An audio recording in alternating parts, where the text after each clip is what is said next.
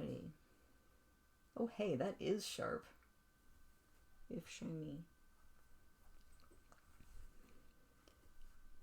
Yay.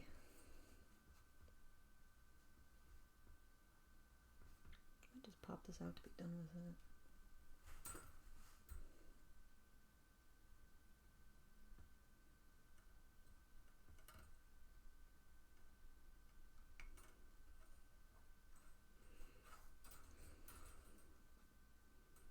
I'm just going to take these two components out right now so I don't have to worry about this particular sheet. Seems like a strong plan. You know. Seems like. Plenty of things seem like a good plan. Okay.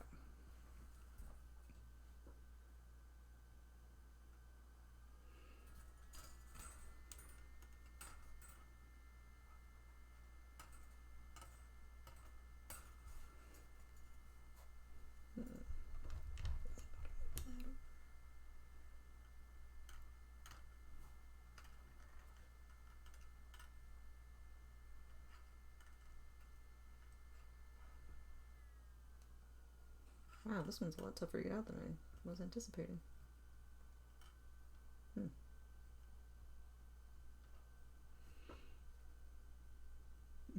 Hey everybody! Good to see you guys.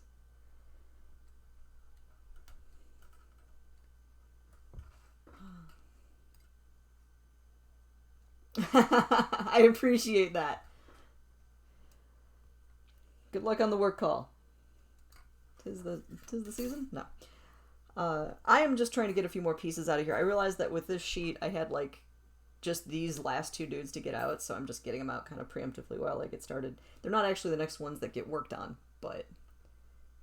Oh good, I'm glad the video looks great. For anybody who tuned into my taxidermy feed, there was some issues with this camera being a jerk. However, I learned that you don't have to have it on autofocus. And so my little friend here now has autofocus turned off, and hopefully this will remain nicely tight for you guys. Yes, this is a laser cut steel model of a TIE fighter that I got for Christmas at some point in the past that I've been meaning to do, and this seemed like a really great opportunity, and it's so far super exciting. Like that's a satisfying little body, and you can see the wings. So what I'm doing right now is I'm just weakening these few connection points to get them out of the main sheets. So now this guy is a totally empty sheet, and I can just get that out of my way, which is nice. So metal. Yes. So with this little dude, actually maybe these are the next things. The next things are supposed to be like round caps. Let me find that. So there is of course the monstrous step-by-step guide, which I wasn't correctly following the first time I started this, and I ended up doing some stuff a little backwards. However, it's fine. I've moved on from those mistakes, and I'm not too concerned. Yeah, they're round pieces. I think it's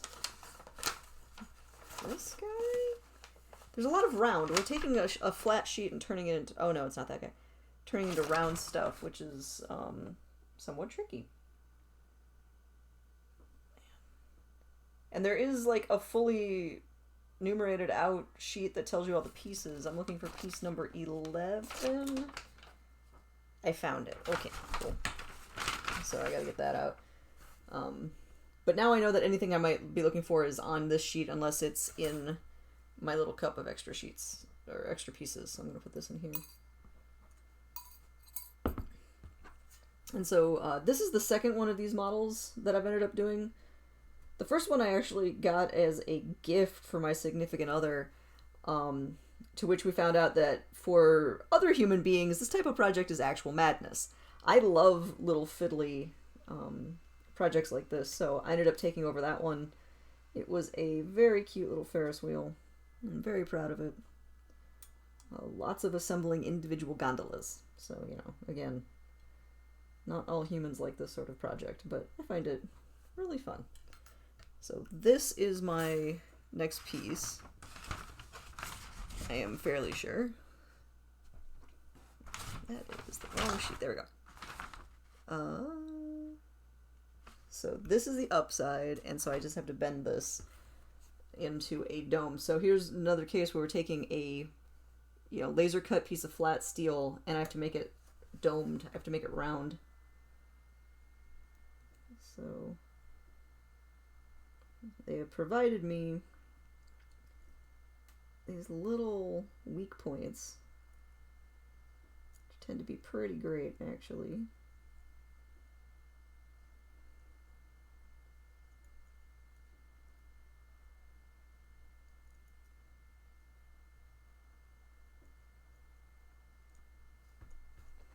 Okay.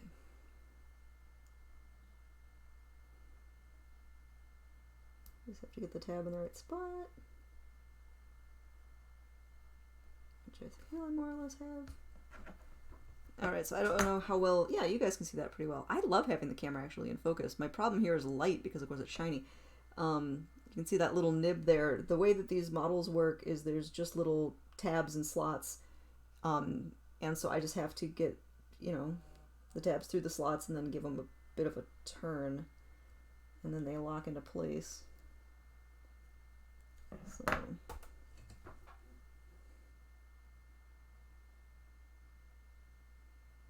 I am interrupting this feed to give a good update about my sister's chinchilla.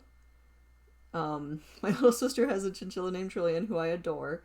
Well, I like them both, my sister and the chinchilla. And the chinchilla was in a little bit of a distress today. And it looks like she did have some tooth issues, and they had to file her teeth down. So those people who haven't worked out with rodents before, rodents don't usually get dental issues because they continually grow all of their teeth, inclusive of their molars. And so it's not like you get a cavity, it just grows out. And at this point, Trillian is a bit of an old chilla, but it looks like they did have to file her teeth down, and they found some pus, so there's an antibiotic involved, but she's otherwise healthy. So poor little princess. So good vibes for Trillian the chinchilla. She's a very good girl. I apologize for interrupting, but it's very important. Because that is one of my favorite rodents on the planet, I gotta say. I'm generally pro-rodent, but, you know, she's a particularly sweet little thing. Okay, so I have now made this once flat piece of steel into a dome. So feeling pretty good about that. Okay, so it just goes on... Alright, so my TIE Fighter is not totally symmetrical. It's got this little... I'll point that up. It has a little, like, array over here, so that helps me kind of orient. And so it looks like this goes on the far side from the array. Yeah, because if the array is up, it's over here. And up is this way. Okay. It's now, I don't know how, yeah, you guys can see them. There's these little tabs all along the outer edge. So I've got to line up those tabs with all the little hooks. Well, you can see that a little bit.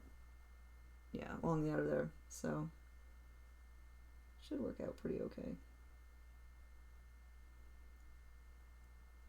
Actually, I'm going to have these point straight up. That'll help me a little bit.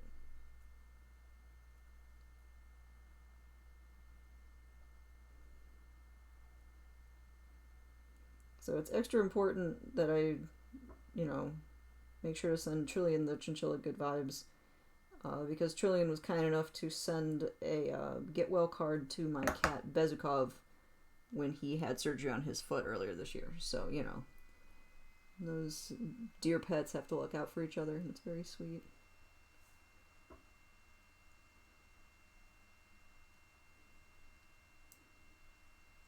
My sister has a nearly 2-year-old human child on top of, you know, having the chinchilla.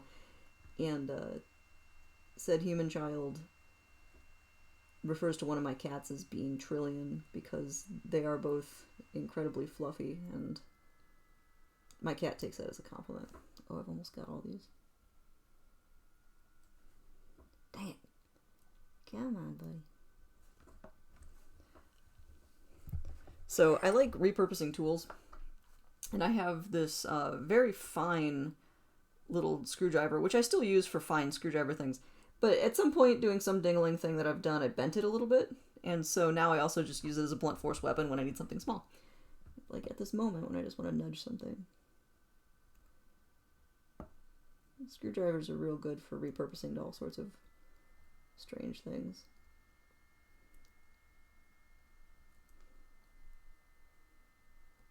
Also butter knives. Mismatched butter knives are good for that. Same idea. These flat bits of metal lend themselves to new and exciting lives. Oop, that sounded good.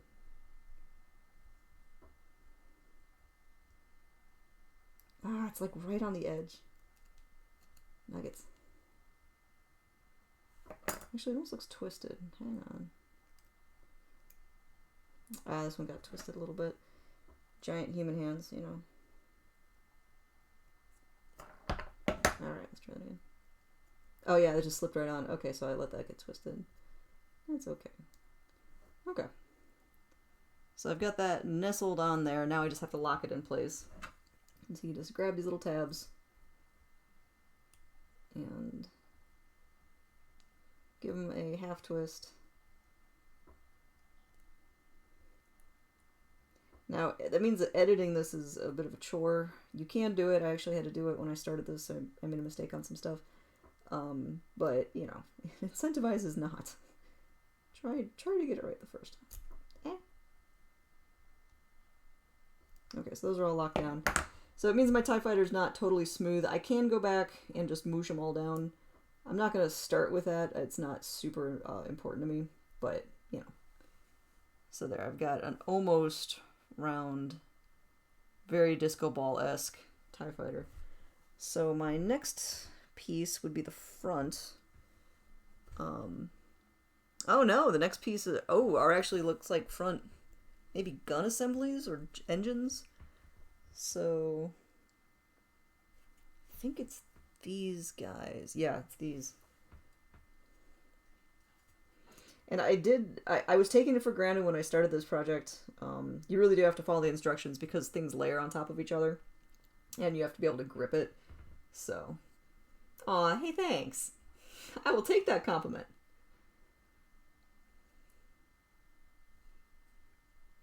It's fun when I see you guys with your various screen names because I'm pretty sure I know who some people are.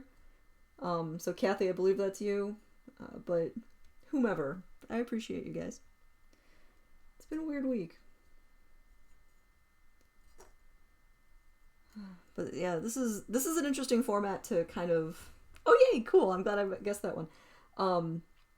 This is an interesting format because of course I can't hear you guys, but that also sort of streamlines. And, you know, so I do see you, and I'm glad you're there. I sure appreciate it, everybody. And of course, if you're on various other social medias and want to chat with me that way, I encourage it. I've almost got this piece out. So you can see that guy. Good wiggle on that. Almost got that out. Just gotta fatigue the metal until it falls apart. Alright, so that's one. Do I need two of these? I do! I do need two of them. I kind of had that thought. While this model is not 100% symmetrical, it's fairly symmetrical. So, there we go. So for the folks who are watching as I'm doing this and have or are interested in watching when I do taxidermy, I have placed an order for more taxidermy supplies and it has been shipped. I just don't know if it's going to be here by Saturday. So we'll see. Ooh, this one's going to be curved. Alright, I have to make this into a slightly curved piece. So on Saturday, I will probably be taxidermying a second quail, as opposed to baking the body models, but we'll see. And I haven't totally settled on exactly what I want to cook on Sunday, and so if anybody has opinions on that, my current running idea was something involving tacos. I can make my own tortillas, which I do have a press for. And, you know, it's fun. And then various weird fillings. But I will point out that I also have 2 really nice eggplants. And I recently found a recipe for like a Greek eggplant bake. And what can I say? The weather has me inspired towards bakes. But, you know, I'm open. So if anybody has any ideas for this week or any week about stuff that I can cook, stuff that I can work on this feed, things like that, I love hearing from everybody. Happy to work on weird stuff. So, I mean, most of my stuff is weird, so that's pretty easy. I think I've got this right. Okay, so this little dude attaches on the side. Okay, so if that's pointing up and is on this side with the dome, it goes here, I think. Oh wow, there's a crazy thing. Okay, hold on. There's a just an absolutely bonkers thing. Okay, so you can see on here there's like that round little etched in emblem. There's a piece for that, which I may have already pulled those out. What do I have in here? Oh my gosh, I think it's that. I was wondering when that was going to come up. That thing looks like a nightmare. Okay, so you can see this just absurd tiny piece. That goes onto around that emblem to make it 3-dimensional, which is crazy. So, okay. Aw. Thanks, Kathy. I'm glad. I will be as brilliant as cool as I possibly can be. Pretty much all the time. That's just a good way to be. Okay, so this bonkers little dude has to become a circle. Okay.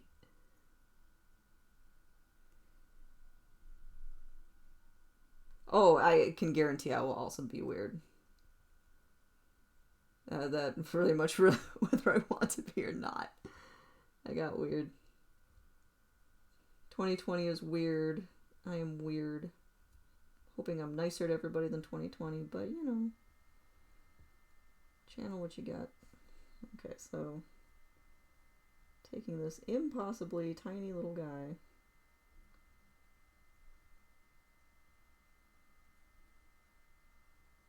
Oh, this is really satisfying. That's a small piece. Sorry my giant human fingers are in the way of this because, man, it's such a teeny weeny little guy. I've almost got it round. It's a bit ovally. But I'm really actually pretty happy with that. So I don't know how well you guys can see. Actually, if I put my hand there. No. I gotta find that focus distance. Ah, it's a tiny little piece. So this guy is gonna go onto. Whew. Yes, got that. Onto this. And then that whole assembly, I hadn't quite figured out. It attaches here. Oh, I see it. There's 2 connection points. Still getting used to my exact focus range. And of course trying to get the light to work. You can kind of see that. But there's these 2 little slits here that I've got to get that into. See you, Pseudonym. Work stuff. It's a Thursday tradition. Okay, so this guy... Oh, I actually don't want that as curved as I made it. Because I want it to match that top piece a bit more.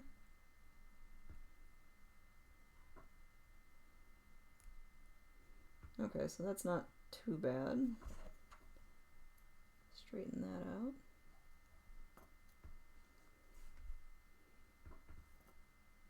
Alright. Okay, so that is a little like cup-shaped piece.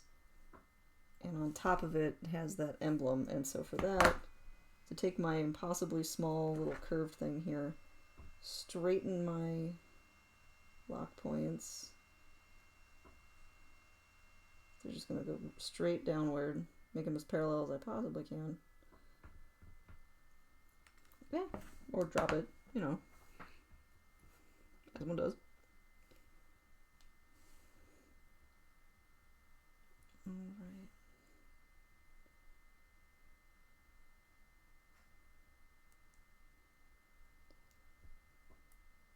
Okay. Ooh. Yeah, once you put it on there, that's pretty cool. So I just have to lock that little dude in place. It's so funny because these needle nose pliers are not the finest pliers I've ever seen, but they're not super big.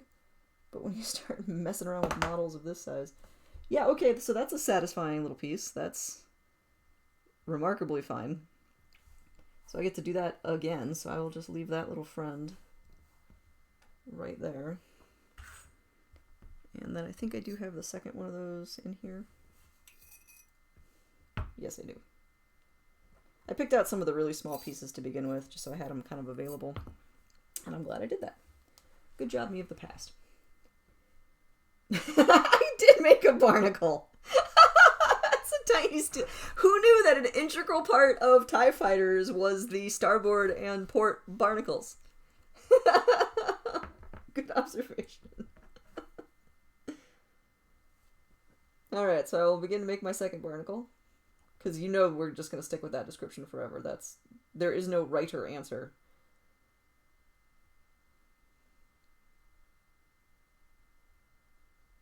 True facts about this model. I am terrible at remembering starboard versus port, like which one's which. What doesn't help me is the fact I am somewhat dyslexic, so like right and left are already problematic. But, so I don't know if I'm currently working on the port or starboard barnacle. But I'm glad it's there.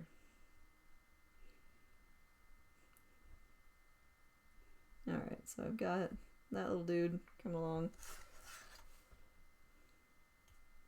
Just straighten these down. I really like doing little models like this. They're just so satisfying. They're madness if it's not what you're into, and I respect that, but this is apparently my flavor of madness. Tiny little fiddly things. Which is why in the world of taxidermy I am somewhat known for being good at small birds.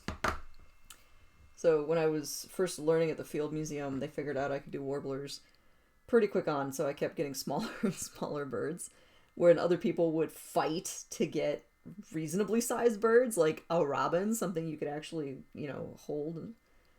And I thought that was bad enough. And then I was a volunteer at the Chicago Academy of Sciences, and one of the curators there heard that I could do warblers, and he's like, "You need to get in the lab and do warblers. We have bags of warblers." I was basically then just like typecast for doing warblers. Hashtag weirdest typecast in history. But what can I say? I like fiddling with little stuff. But that also means that of all the people I've trained on how to do taxidermy, most of them are real good at warblers now, so I'm glad to pass on that skill. And robins, let it be known. Those people are great. Okay, so I've got that little piece. Now I should, let me move this. Am I always in a frame? Yeah, it's a little better. It's in here. There's my second barnacle. Oh, those are so satisfying. Those are a nice piece.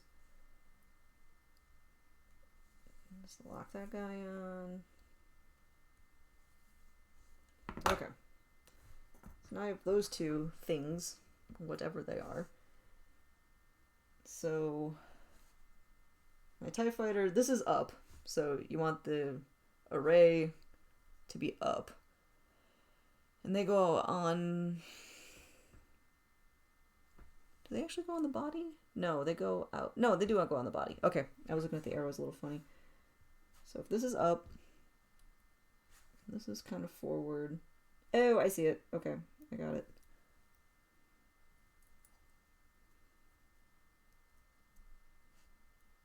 Oh, well, dang. Is that just gonna work? More or less? It's gonna more or less just work? So not just. It's gonna work, but maybe not just work. Okay, so that interrupts the really distinct sphere shape, but you know what? I might be quiet because I've moved everything over to accommodate this very persnickety camera. So be careful. This might be loud. I move my microphone. So let's find out.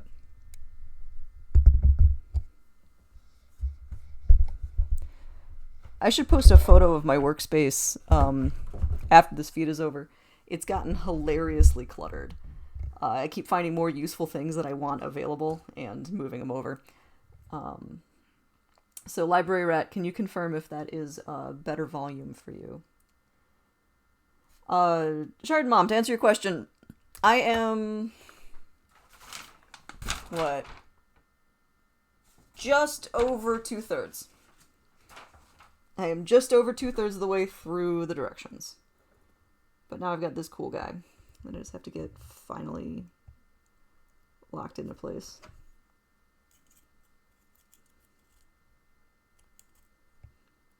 Oh man, getting in here to grab these is getting tougher.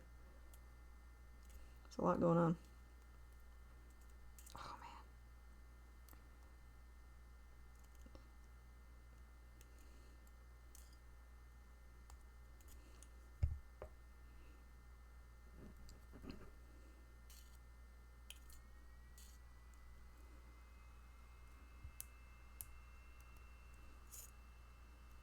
man. Okay, one of them kind of slipped out. Hold on. Looks like it bent a little bit in a way that I didn't want. Okay, thank you for the confirmation.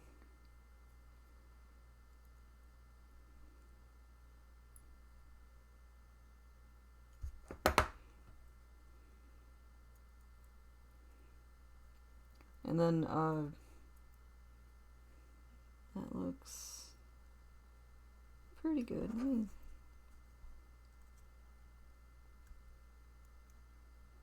Okay, move that out of the way a little. Let's try this again.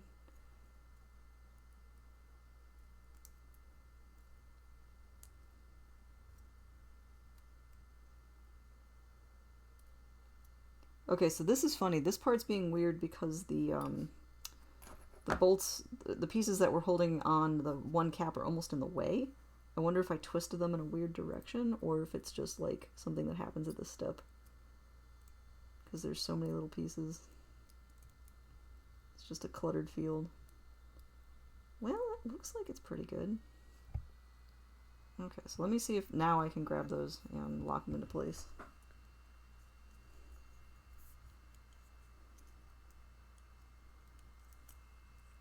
Maybe? Maybe not? Maybe? Come on, man. No, these are giving me some hassle. I don't like that. Let's see. I'm going to try and just move this out of the way this way. There's just not a lot of room to maneuver in here.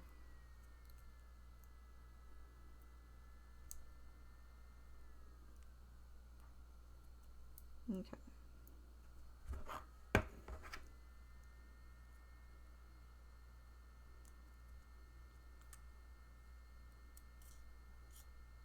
Once I get one of these locked, the other one's going to go a lot faster.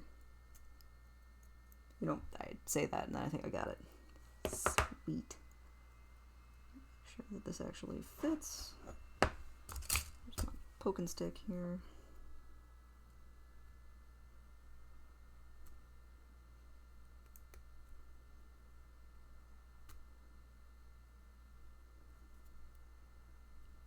Yeah, wow, this one's being a little strange.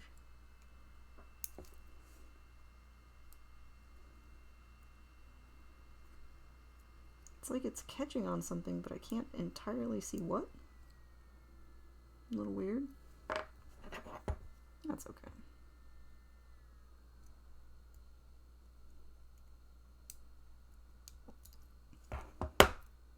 Oh, I'm so glad I have that one side locked. me a little bit more security as I'm screwing around with this side. There we go. Let's see if I can grab that.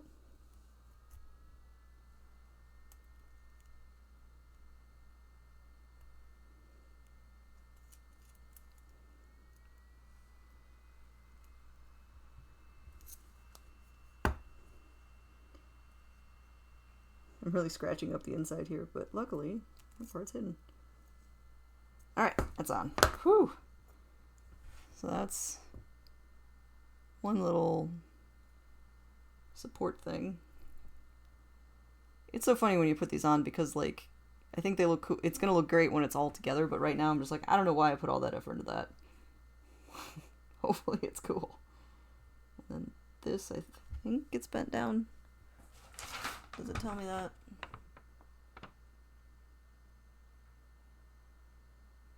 Yes. Yeah, there's a picture. So I can take this little extra piece here and bend it down to kind of support that. Cool. All right, let's do it again. So that actually looks pretty good. And this opposite side.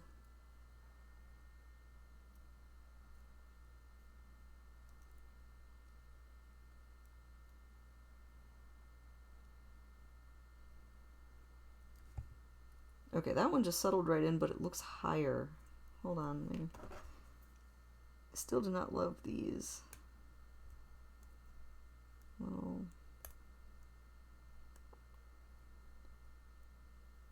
alright, so move those guys just a smidge out of the way. Should be alright.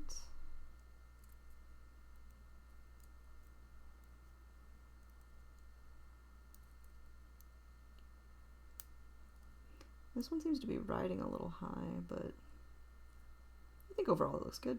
So let's see if I can get those locked.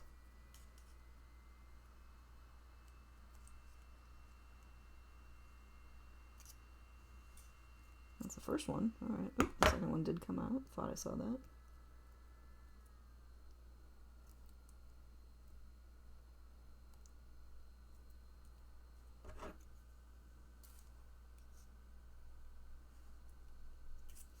Alright.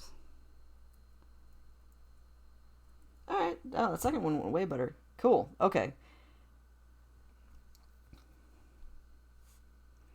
The most challenging part of putting these together. The size. The size is definitely an issue. You're working with really, really tiny things and giant, meaty people fingers. So I'd say that's probably the number one most challenging thing. Number two is knowing that you do want to get it right the first time as often as possible. Not that one doesn't generally want to do that, but the metal can fatigue and break off. And so if I really biff one of the little connectors, it'll just snap off. You can kind of fake it. There's epoxies and stuff you can use to hold this together, but the whole point is you really want to get it the first go. So, yeah, giant fingers and patience, I think, are the combined two biggest challenges on these guys. All right, we got those gun things on. We have bent those little things down. Fabulous.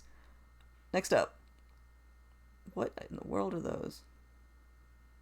Oh, I think we're making guns. I think they're little tiny guns. Okay, one of these I found already.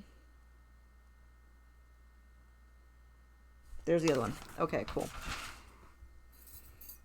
They looked like guns when I originally popped one of these out earlier. Boop. So that is a teensy weensy gun. I will get the second one out, which is in the middle of here. I mean, it is a TIE fighter. It's out there to shoot its guns at the peoples. Them rebellious peoples.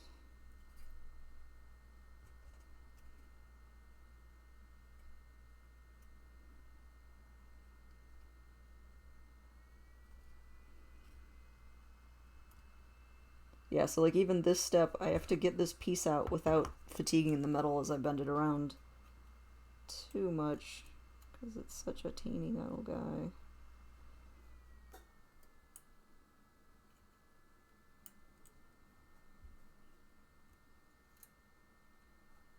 Okay. Two guns. Okay, move that. Okay. So for these little teeny weeny guns, let me just fold this.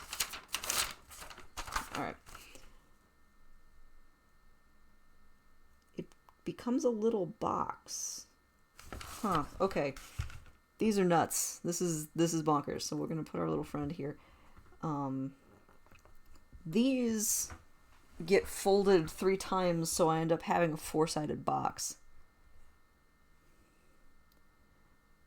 Can I ask a question about repairing something that would have been better asked in a prior broadcast? Yes, you absolutely can.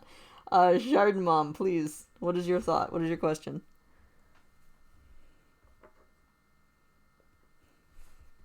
As I try to muddle through exactly how to do this.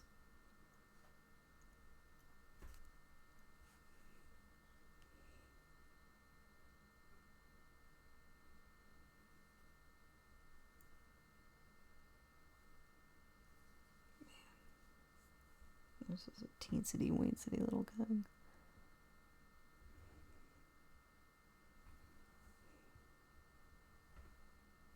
I'm lucky there's score marks. Yeah, these are tiny. These are hard. I mean, the whole thing is tiny and hard, but jeez. And this has a lock point, so if I do it right, I'll be able to actually lock edges together. But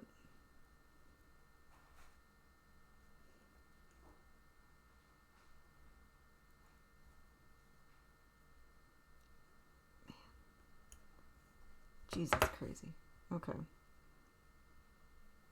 To get this tab to actually do the thing I want it to do and not... Yeah, you know that thing I said about fatiguing the metal? We're definitely concerned about that. Oh, Joey, you gotta try these little kits. Let me show you one of the... Let me show you the packaging. Alright, so if anybody wants to try one of these are the Metal Earth 3D model kits. They are really fun. It's so little. It's just this, this nice little flat pack. I've seen these at game and hobby stores just like by the register. So if you're into Star Wars specifically, there's a bunch of other ones. But like I said, I did a Ferris wheel. There's cars. Stuff like that. There's a lot of good options. So... yeah, I've done the plastic models too, and I really like those. And those you usually are gluing. These you're actually using the properties of the metal to hold together, which is pretty cool. Alright, Chardon Mom, you have a pottery piece. Bought an art show years ago. It's wall hanging. Oh, cool. Then that's a great piece to be able to repair. So, Chardon Mom, that sounds like a really good candidate to get one of those, like, standard gel type, super glues, if you haven't tried that already. The trick is just not to glue your fingers to it. Oh man, a Babylon 5 model. That would be cool. That'd be bigger. Joey, I do not know, but if you find one, tell me. Because that sounds rad. Your taste in space media is good. Alright guys, I've made a tiny, tiny little gun. My tools are slightly magnetic, so you have to forgive that, but... okay, so that's... I'm going to back that up. There we go. So that's a absurdly tiny gun. It's got this flat mount, which I think I bend too. Yeah, I think I actually bend this thing too. In the same direction. Well... okay, let's try this.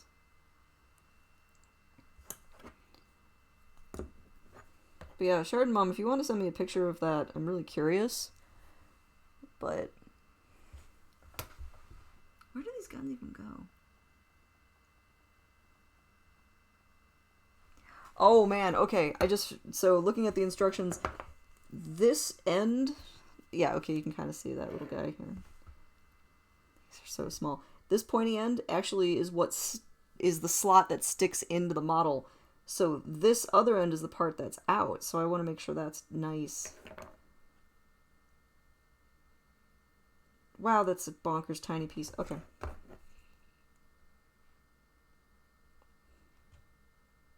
bonkers tiny is imperial measurement, not metric, for anybody who was curious. Oh, you tried super glue already? Nuts.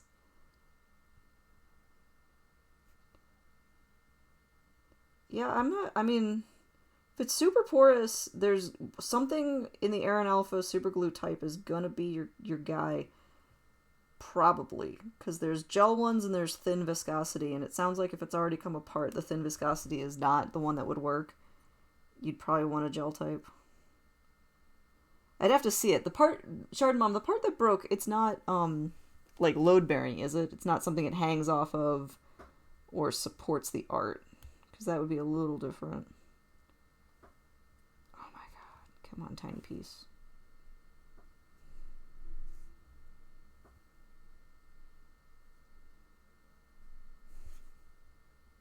I think I crimped that a little too far.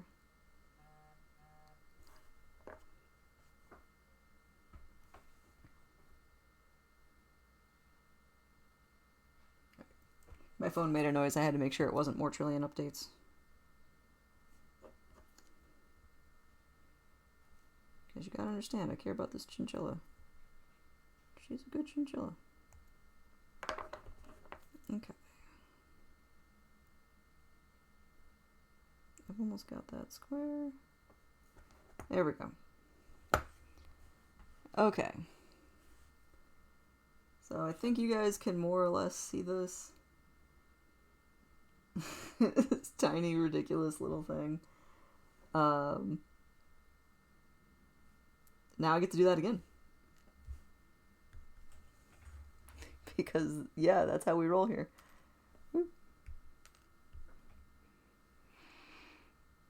Yeah, and I'm just confirming it does look like I did it right. Okay, I'm gonna keep doing this.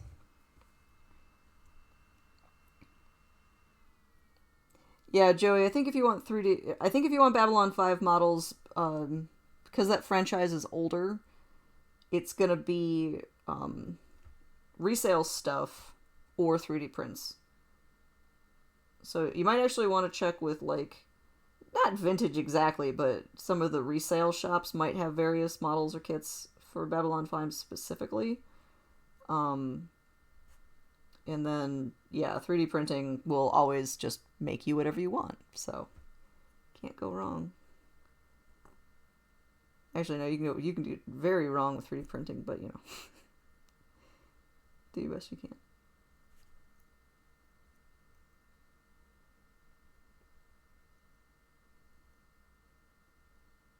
So I'm actually doing the really tiny part of this side first, because I have a better grip if I leave it. Okay. Alright, so yeah. That went together a little faster, so I'm pretty happy about getting that just obnoxiously tiny tube out of the way. Okay. And then do the definitely easier top part.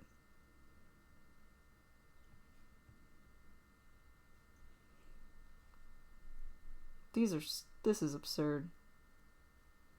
And these are the sort of elements that you know that once it's on, you're like, oh no, that does make a difference. But... right? Okay, I was practicing how to pronounce your screen name. Mega Neuro... I'll just say Mega. I'm gonna go with Mega. Anyway, Giant Dragonfly. I have to imagine that actually it's pretty easy to make your own, since this has to be, you know, into a laser model anyway, or a laser sketch machine. So you just sketch out the models, and then you can size it however you want. So you could probably do this on draft paper, you know, 3 feet on a side if you really want to. And then once you enter it into the laser etching machine, you just shrink it down. Not that I've really gotten to play with those, so maybe they're a little dicier than that, but... Okay, yeah, Library Rat, you know all about this. You use your Cricut all the time. So I shouldn't be answering maker questions. You know more about that than I do.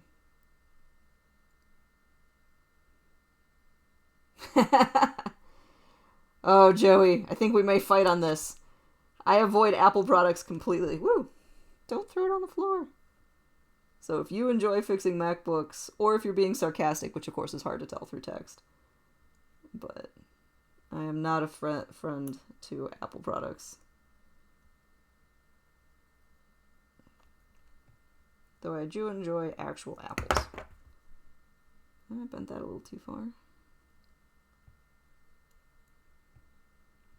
Oh, that's right. That is your job. Okay, then I respect that entirely.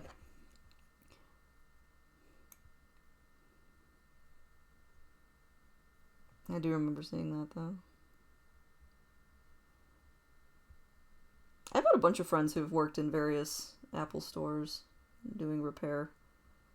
If not in an Apple store, they are doing repair someplace else, and then people still bring them Apple products. Which is just, standard. Okay, I thought doing that other bit was going to make this part easier. I was so wrong. I think we've actually made this harder, because this is the part that has a lock, so I have to line that up. So I believe I increased my challenge mode here. Which is not great. But it's okay. It's alright. As long as I keep dropping it on my actual work surface and not the floor. I do sweep my floor with some regularity, so if I dropped it, it wouldn't be lost in a sea of grode, but it's so little, you put like 2 pieces of cat hair on this and it's just engulfed. Okay, I think I've got these lined up.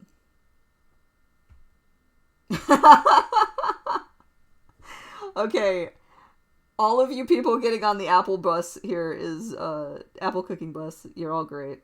Ride that wavelength.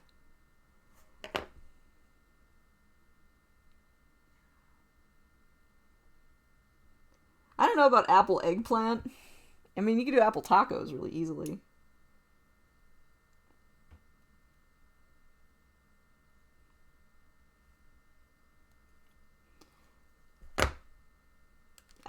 Okay. I think I got this more or less the shape I want. Pretty happy with that, actually. Alright. 2 just absurd tiny gun things. Oh my gosh. Okay. And these little monsters, let's see, have those 2 pegs. How in the world?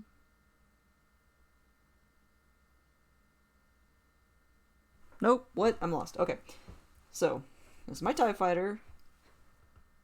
This is the back. This is the front.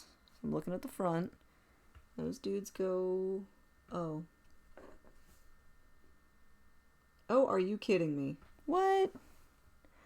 Okay, I'll stop making extreme noises in a second. I just have to figure this out.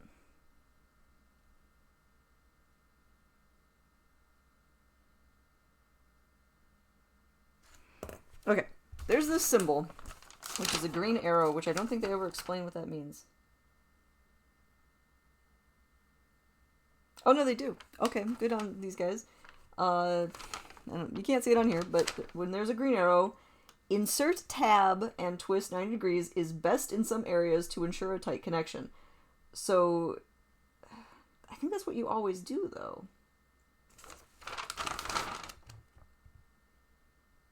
Because it almost looks like I have to rotate the tabs ahead of time. Alright, now we're going to play with focus to see if you guys can actually see this. So, I'm on this side, which is still open. And there are these shiny rectangles on either side here, right? Those shiny rectangles are where this little friend is supposed to attach. Oh, I figured it out! Yay! Thank you! I just had to start walking you guys through it, then I could see it. Okay. So, these... Man, I'm trying to catch the light just right. These are pointing straight up right now. I have to bend them this way.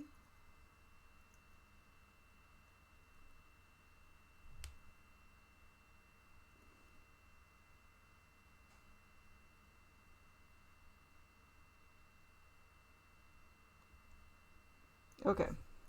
So I've bent them up. And And so this then should settle into here.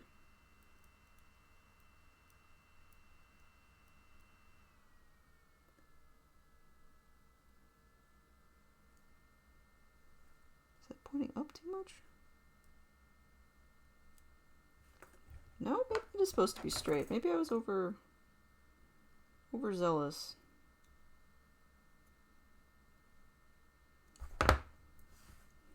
How does it? Okay, lost my spot. Front. There it is. Oh no, I see it. Okay, I was being a little overexcitable. Geez, these are small pieces. Eventually I'm going to get to put on those ginormous wings and it's just going to be a breath of fresh air after dealing with these. Such teeny pieces.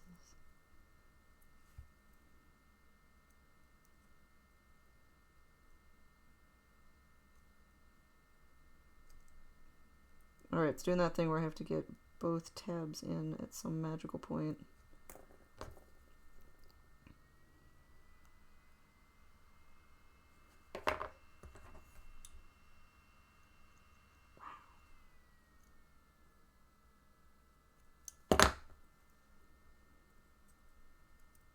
I hope me throwing my tools around in frustration isn't the worst noise ever.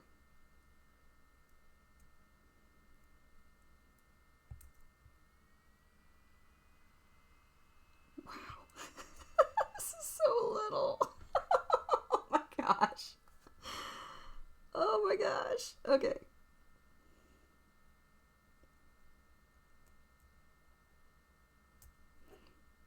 So part of my problem is this lower tab doesn't seem to, like, care. I don't know, it doesn't desire to be part of this model. I don't think it's a team player.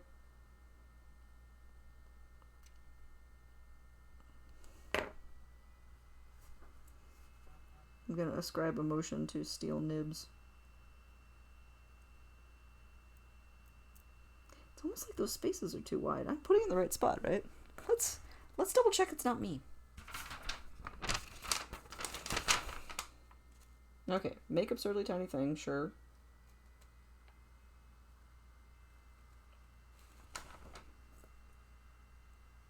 Nope, those are the spots. And then he's supposed to face out. Okay, no, I just... Whew, okay.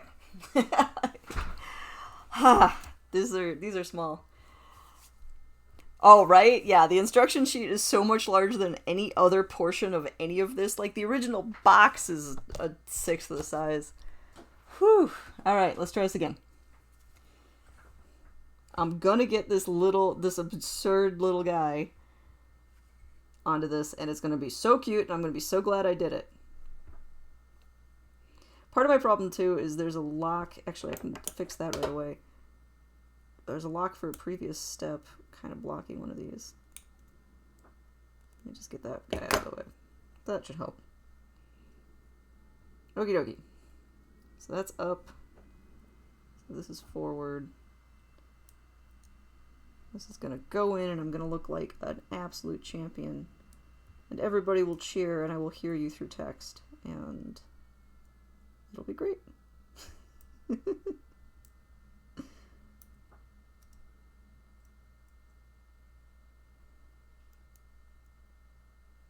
Okay, I know what I'm going to do. I'm going to bend these ever so slightly in a slightly different direction.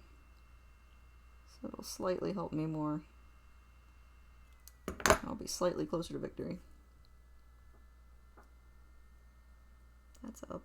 Okay.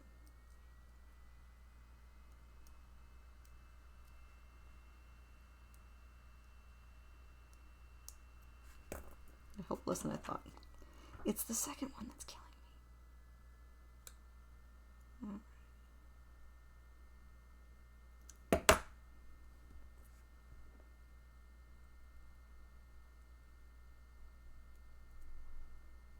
Oh, I so got it. Ah, okay. Let me get that back over here. Okay. You can see this tiny little protrudy dude right here. I just have to lock that in place and it's actually in the right spot. Oh my gosh, these are nuts. I have to do that again. That's slightly bonkers. Who designed this?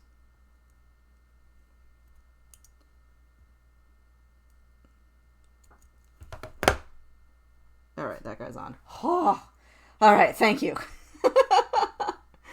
If anybody would like to strange emojis, I will happily accept your funny emojis. My goodness. Okay, now I get to do this a second time. Luckily, the second one isn't blocked by any of the other hardware, so it should be easier. And of course, now that I've done it, I'm all pro. Definitely pro, and can do anything. Yes. Definitely, and also for sure, because I'm growing in experience and talent, and I have you find people. Oh my gosh, yeah, no, there we go. The second one, just win in. The model's all like, oh, you figured out my secret. Take my treasure. Assemble me into a cute little TIE fighter. Okay.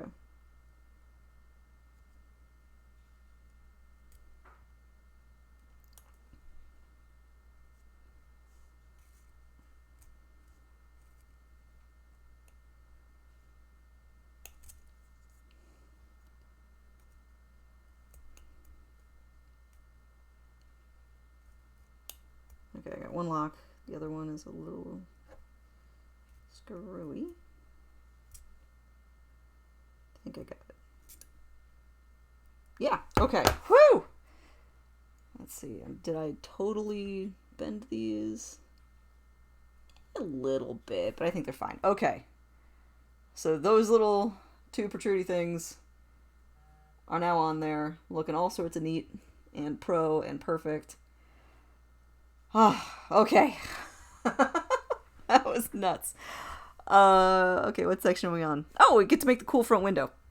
Okay, so for TIE Fighters and generally the Evil Empire and Star Wars, there's some design elements that are pretty consistent, and the windows on things are one of those consistent design elements. So this is an incredibly flimsy piece. Hopefully I won't just bend it all to heck.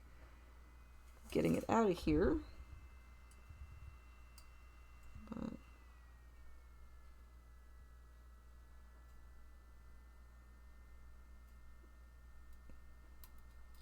Okay. So far, I have not bent it all to heck, but I have this cute little thing looking real good. I think this keeps moving to the side and put that back. All right.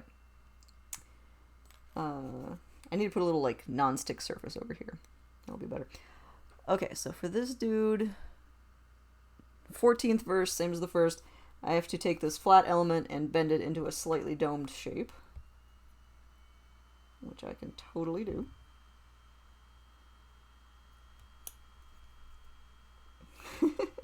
Well, I also just appreciate good, consistent design. And so something that's cool when you're world building is having those things that are consistent across it. And now people are going to look at that next time they're looking at Star Wars franchise stuff. And I will feel a warm fuzzy from a distance.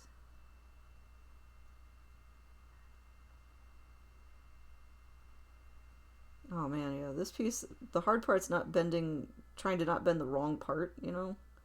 I don't want to bend mid-window, I want to bend between the windows. So it's starting to be a thing.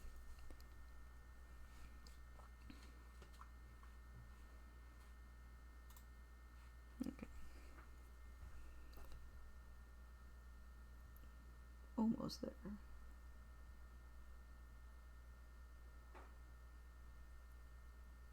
It's almost, well, no, keep going. Stay the course.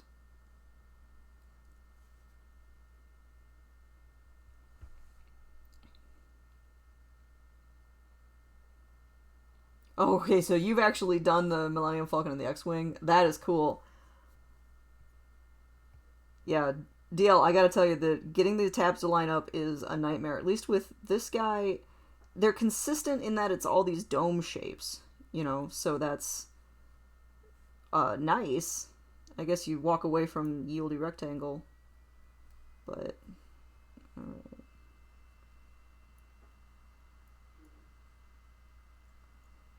alright, so that's a nice little dome for our little friend. And then that looks like that's pretty much the body, and then we start building out towards the wings. So this doesn't really have an up or down. So I can just fit it on.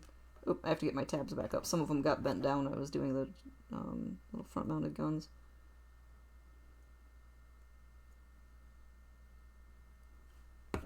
Okay, so this one only has 3 connection points instead of 4.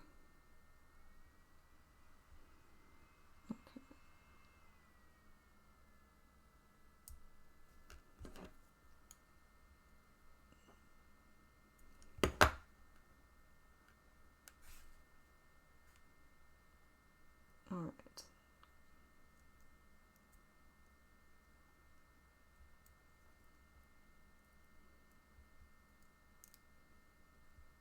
Oh, I got one on. Boop, boop, boop. Come on. My tabbish little friend. There we go. 2. And the third word's nowhere close. Ha ha ha. Okay, let's fix that. This is where having things that were not exactly round really comes up. If it's slightly ovoid and you are putting 2 ovoids together and they're not exactly the same shape, you can tell. Okay, so that looks okay. I'm going to tweak that a little bit, but for the most part I'm really happy with this. So I'm going to lock these in.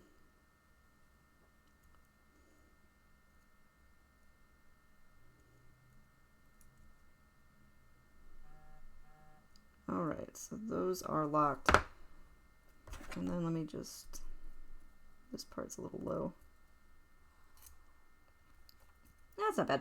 Okay. So now we have the front of our TIE Fighter. I'm obviously not going to be putting little glass panels on this guy, so we will be able to see into the superstructure, but it's mostly mirrored and thus kind of pretty. So yeah, no, I'm pretty happy with that. Okay, so there's our little friend. Next up is what? Oh, wow. Okay, the thing that holds the wings on is cool. I popped out one of these already.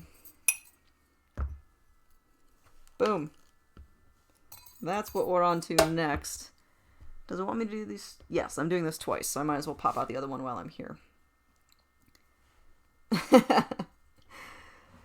DL Boyd, the fact that you've done it at all already makes you a rock star, so no worries there.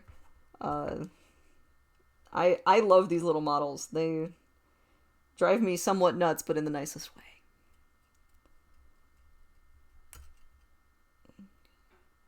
Ooh, as I was saying that, I did manage to break something.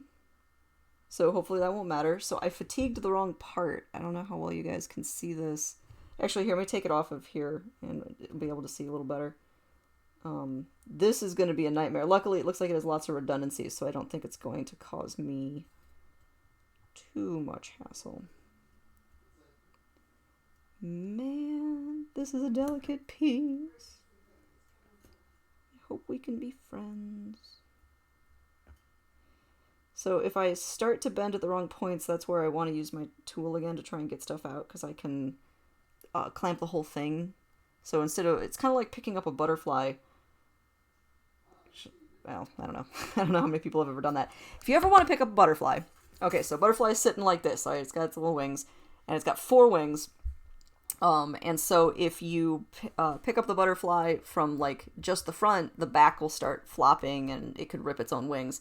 And so instead you take your fingers and grip both sets of wings like this and then pick up your little guy. I don't know how often it's going to happen, but there you go.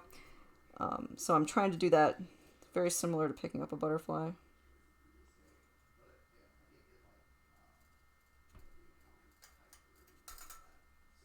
Shoot! Okay, I just broke a second part. This part sucks. Alright, so you can see, woo, pretty obvious here. Just got a big old gap right here where the metal fatigued off.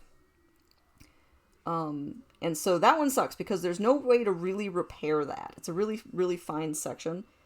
And so I'm just going to have it be missing. But then hopefully I can have a strategic angling so that part's hidden. So, okay, so I got those 2 pieces. Not my favorite, but life moves on. And so with these, now these become, it's still going to be a spoked wheel. So I'm going to actually start with my broken one because The benefit of the broken one is it gives me a little more room to work with because there's a big gap. So each of these spokes, this is it basically looks like a gear when I'm done. So I might need a second. I need a second tool. Hold on. I need more pliers.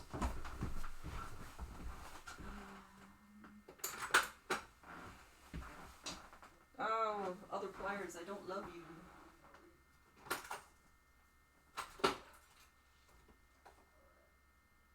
Oh, yeah, what I'm going with. Actually, no, I can use my hemostat. Alright. We are busting out the hemostat.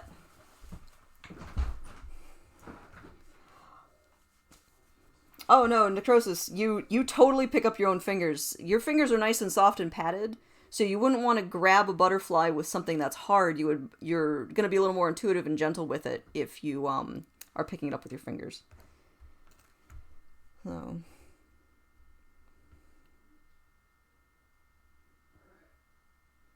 see, thank you. Yes. The damage here is battle damage. Thank you. Now we know. Okay, so the tip of my hemostat are narrower than my beloved needle nose pliers. So the pliers will hold the main structure and my hemostat. And if anybody's wondering it, yes, I absolutely use these hemostat for taxidermy. That's generally what they're for. Okay. So those get bent down at a right angle.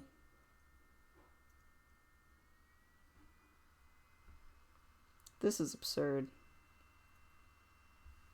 Let me try to stay in everybody's camera view. Wow. Okay, yeah, these are absurd.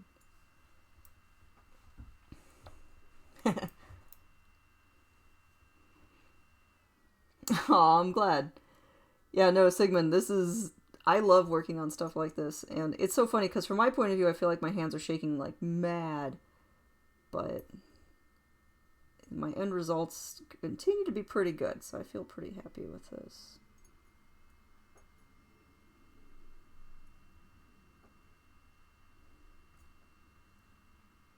Okay. Those are starting to look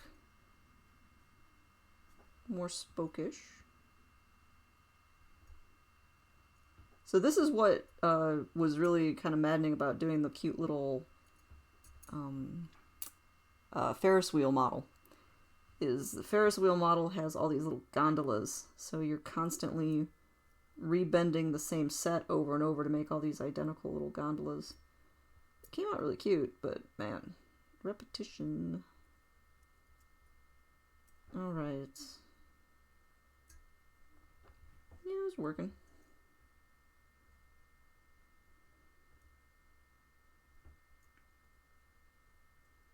Oh, man.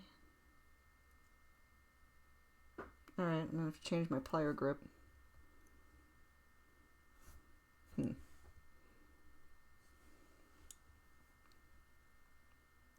see. Nope.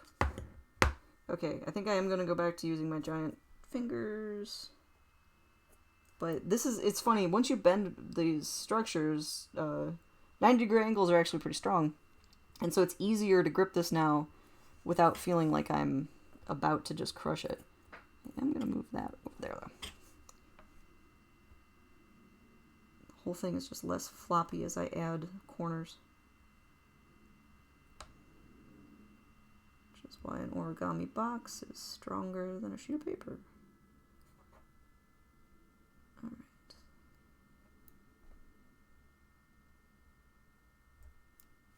Two more to go. Should be three more. There's not.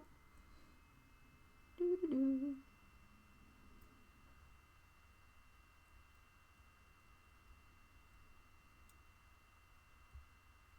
Alright. That looks good.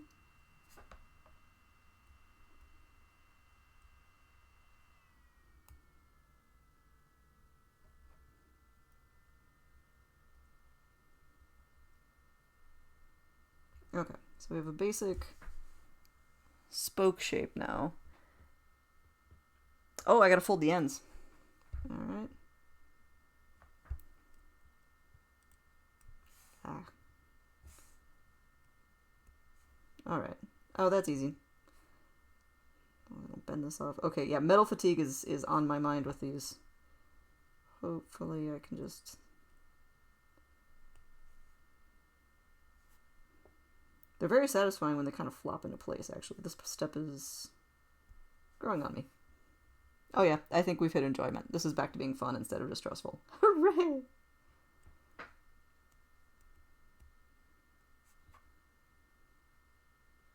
The joys of crazy little delicate things.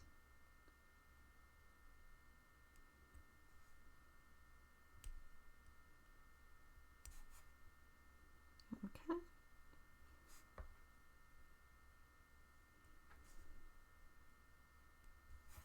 There we go.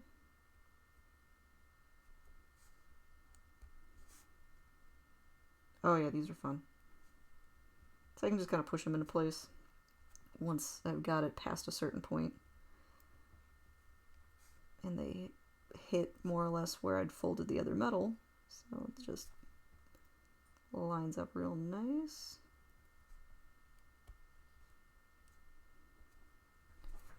Alright, that's looking like a something.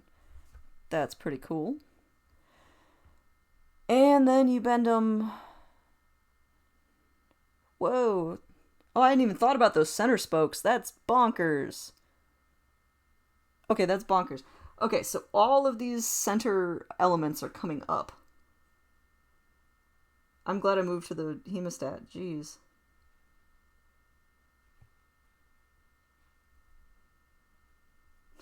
Okay.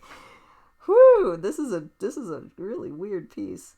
I mean, this is, again, you have to take 2D metal and turn it into these really complicated 3D shapes.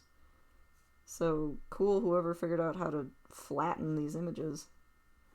I mean, I wouldn't be surprised if there's just an algorithm that does that, but I don't know. I'd like to assume the human behind it. So I guess what I'm saying is I really want Library Rat to get a laser cutter of this type so that we can all play with this and learn more.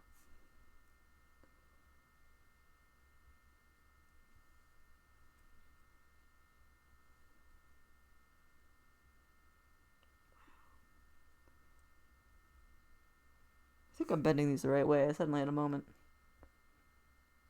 Yeah, no, I'm bending this the right direction. I'm feeling good. I'm good. I'm good.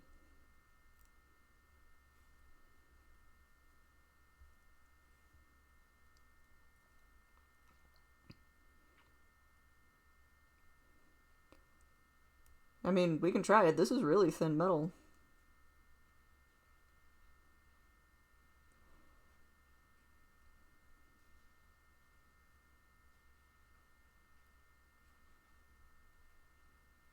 I mean, Library Rat, you know me, I'm up for trying whatever weird stuff, but... Okay. So I've got that first layer of stuff sticking up, and then all of these boys come down. Yeah, this I just do manually. Ah, no.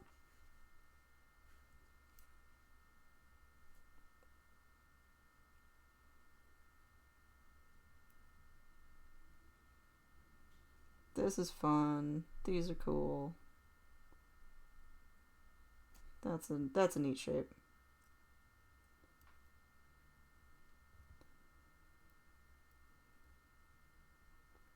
Wow. Okay, this is a neat step. Okay, so let me get my other...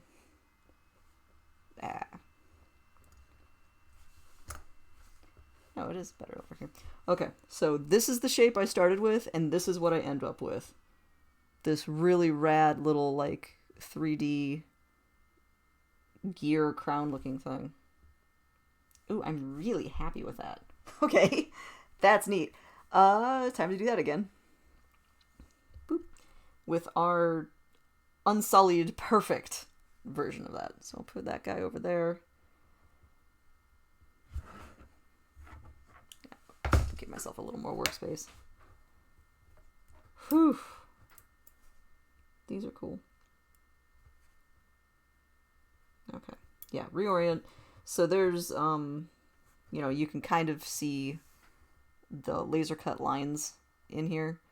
And then this side is little smoother. You know, you can still see like the dots coming through here, but for the most part, this side is smoother.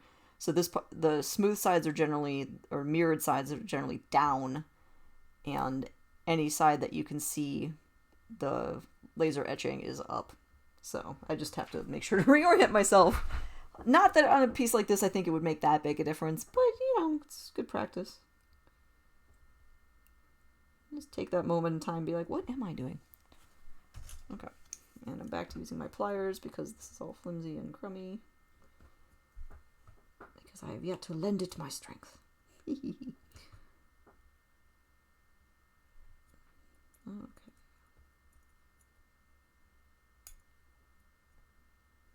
Yeah, getting these guys started this is pretty nerve-wracking. These initial parts just don't flow. But it's nice to know that once it gets rolling, it just goes.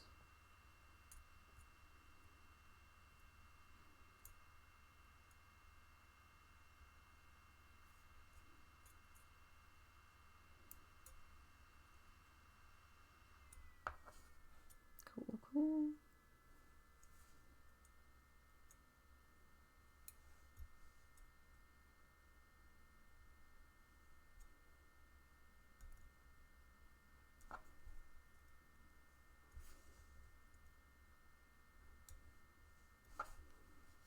I also have to remind myself that I don't have to get it perfect the first time. I can go back and edit. Sometimes twiddling with it too much before you strengthen everything else is just like a bad plan.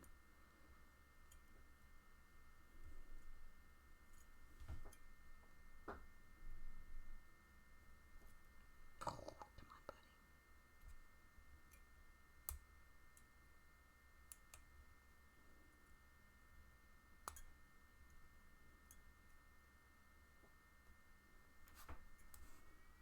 Yeah, some of these got a little twisted, which is really easy to do, but I don't think it's going to hurt it that much. Whew. Oh, okay.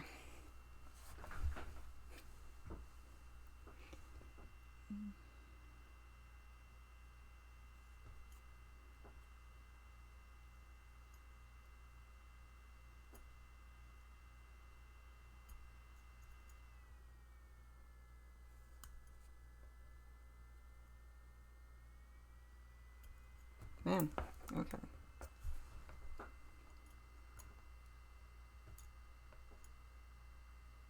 It's probably good there's only 2 of these.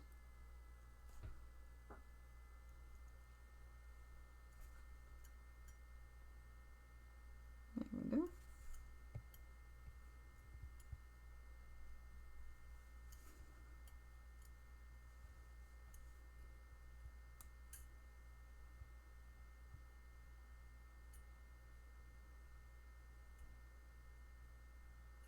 Okay.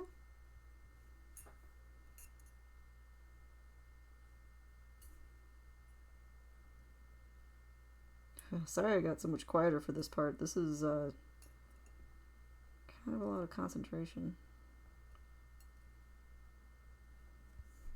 I'm almost out of it. Over halfway. Doing good.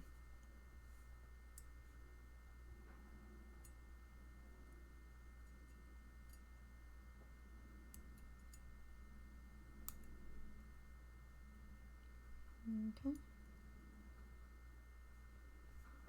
Whew. Okay, I'm gonna have to hold on to it with my fingers again, but we're doing well.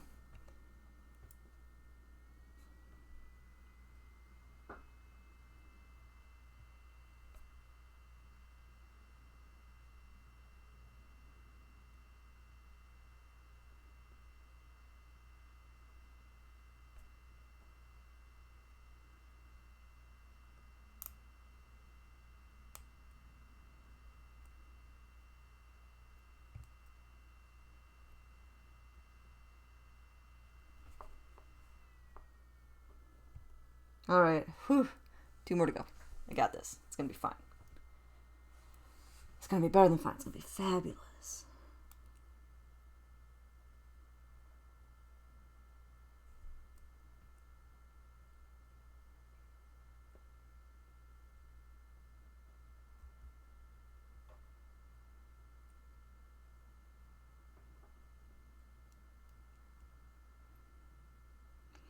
Oh, so if anybody was watching before when I was repairing stuff and I discovered that my JB Weld had gone off, I have ordered more, and it actually is available to be picked up today. I just didn't have a chance before this stream, so next week I'm gonna take two on trying to cold weld a couple of metal things I have, and my marble mortar and pestle went and broke on me again, so I get to hit that with some JB Weld, because it's made of stone. And that probably is all this broken stuff I have, but it's like every time I think I'm out of broken things, I find more. Or generate them afresh. So, you know. Okay. Whew. So, first round of putting those little pegs down. Now I'm going to do the ends, which I've discovered I will kind of love.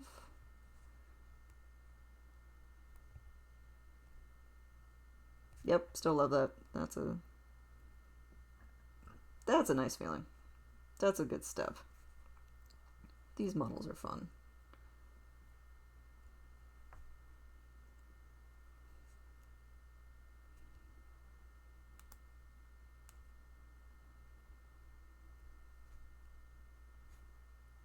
Okay.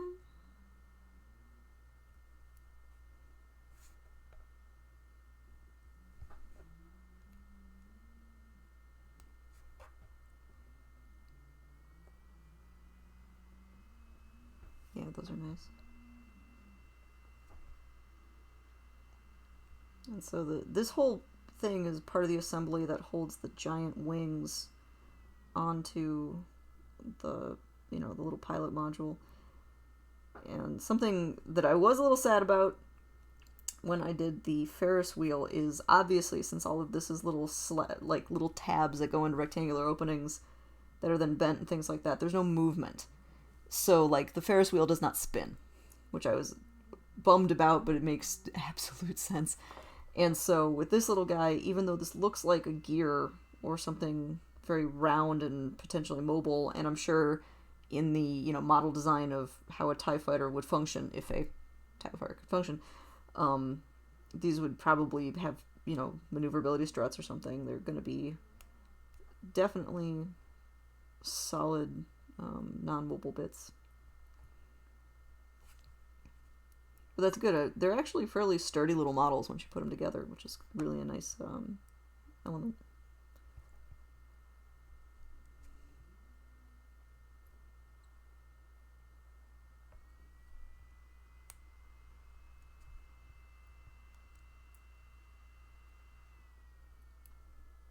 So close. 2 more to go.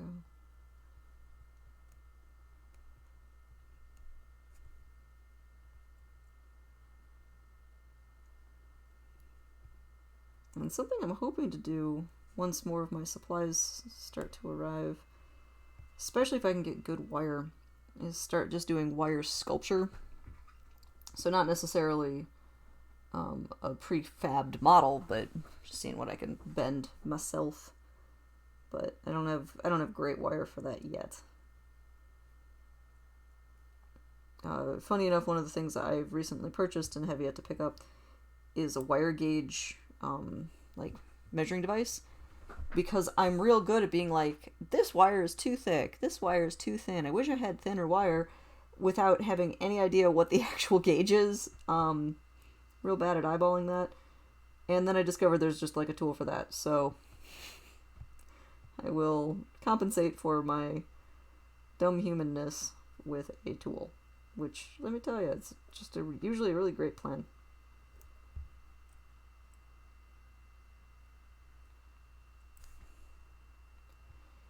Yes. So Megan, to answer your question, yeah, I am planning on mounting the quail in, like, a little scene.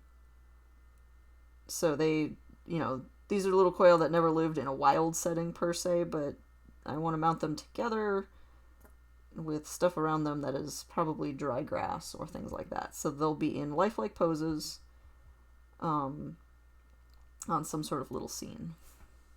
Okay, that's looking pretty good. So I think a really valuable part of taxidermy is giving context. And like Chinese painted quail that are part of aviculture, their context is living in a dang cage, but still. Yeah, no, they're a nice little quail. I want to do right by them.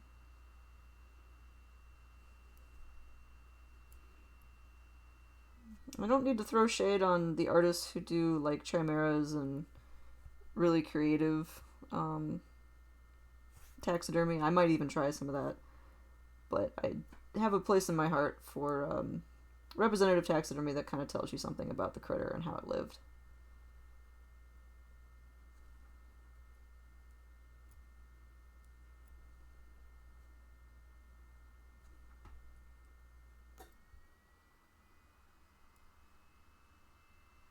Okay.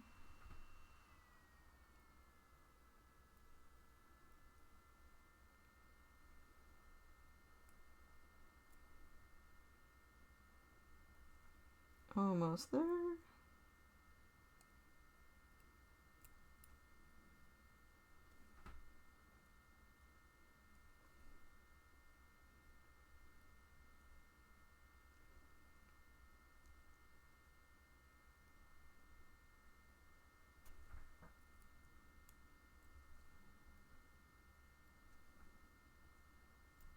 Alrighty. Whew, 2 little gears. That's nuts. That was cool. I feel good about that. Next up are these guys. Oh, man. Okay. Oh.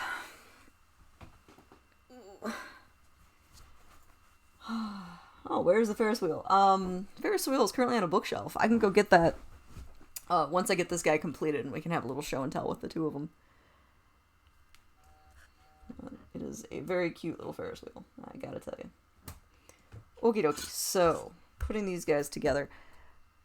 Looks like these are pretty straightforward, so I'm just bending the edges down to make this like a big support piece that clearly is going to match up with those. That's actually going to be pretty neat. You know, I love those nail nose pliers I was using, but I probably should have just been using these hemostat right from the beginning. It's just straight up and down, right? Yeah.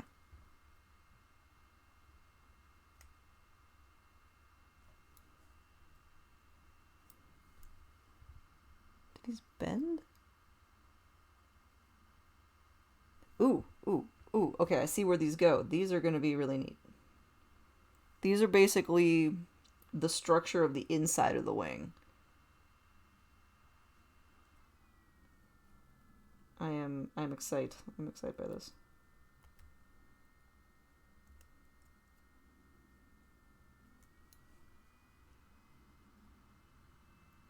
The one thing I do feel a little bad about is the obligatory getting my fingerprints all over the nice shiny metal. There's not really a lot to be done about that. I gotta hold it. And I'm not gonna wear gloves to do this. Because you could have, like, nitrile gloves, and there's even some, like, medical exam gloves that have a little texturing on them. But I'll just get my fingerprints on it. It's fine.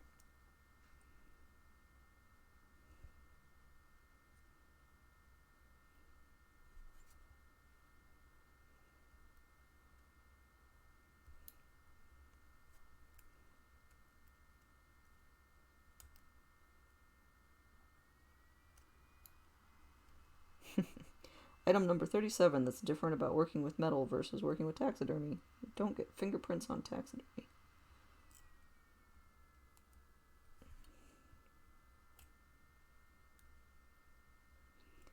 I'll let these bend a little bit. Try and crimp that back into shape.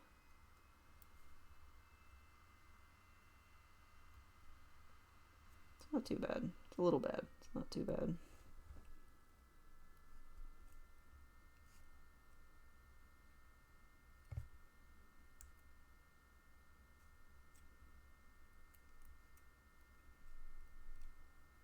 So the funny thing I do have to watch out for when I'm working with the hemostat is they are very flimsy.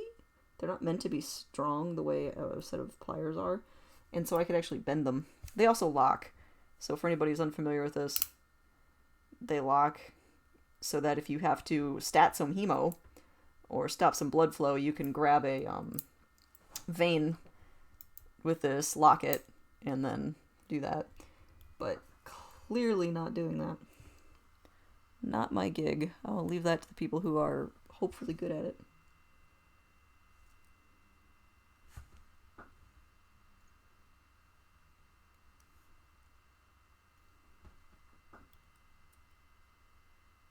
You can also just grab tissue with it.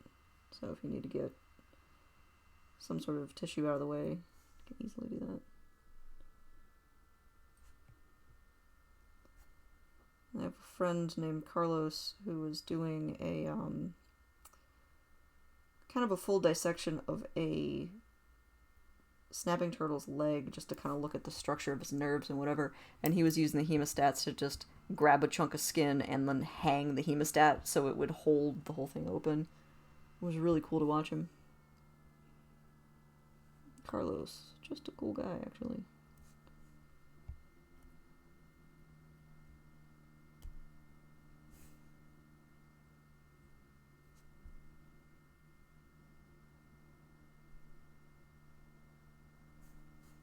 Okay, so this one has the little tiny little tabs at the ends I gotta bend down to.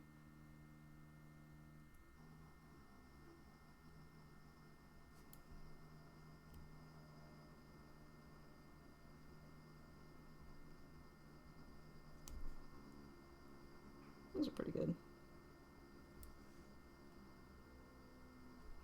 So there's apparently somebody using a weed whacker in my neighborhood. It sounds like it's outside my window. So if there's a weird static noise, that's probably what that is. Hopefully, though, you guys can't hear that.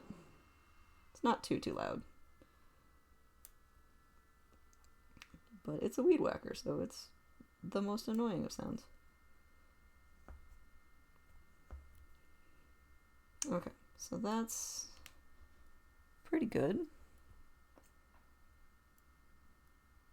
Ooh. Okay, this is cool.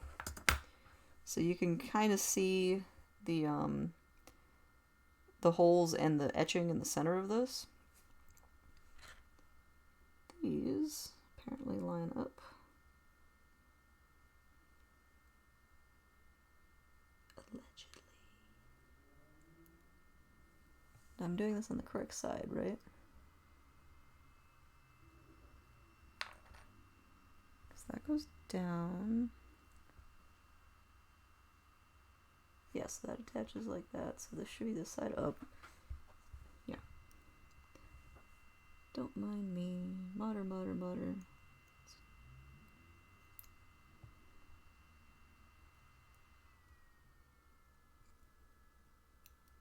I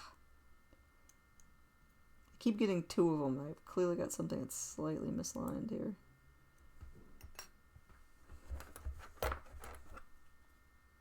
Oh yeah, I can kind of see it. Oop. Don't drop the hemostat.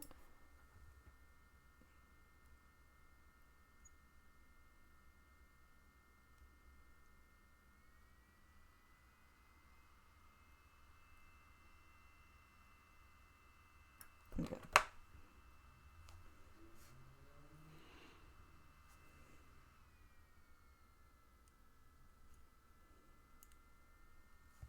Oh, that's really cool. That's a cool piece. Okie dokie. Let's see if I can get those locked in. That's kind of amazing looking. Ooh, the hemostat's not as good for that. Let me get my pliers back.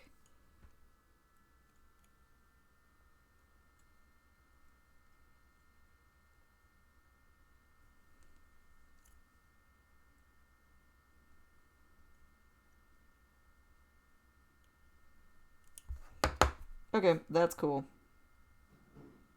That's a nice substantial little piece. That's cool. All right, let's do that again.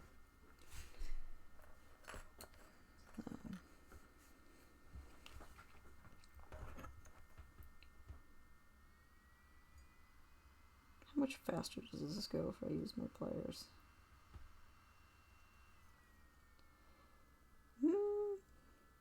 Yeah, no, actually, I'm gonna go back. I'm gonna say that I was right to not always be using the hemostat. It's just flimsier. The nice heavier needle nose pliers kind of interact with this in a way that's a little more satisfying, a little more sure. But the hemostat was absolutely the right tool for that really delicate bit, so. I'm an absolute ridiculous monster when it comes to, like, tweezers. I want to have at least 6 different types of tweezers immediately available because it makes such a huge difference. And I will tell you at this moment I have, like, 3 and find that super aggravating. Need more tweezers in my life with slightly different tips.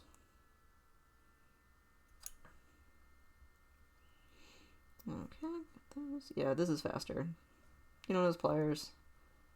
Definitely the right tool for this particular set.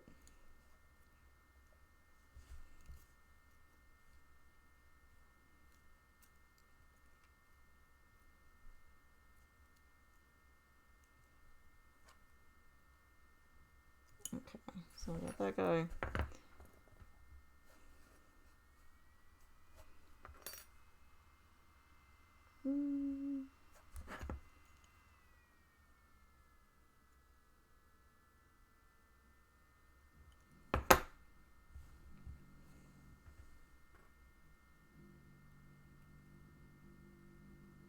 Okie dokie.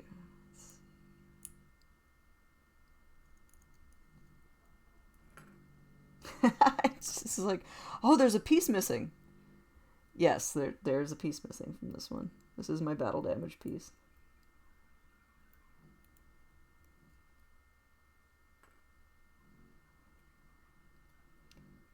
Just a little gap-toothed.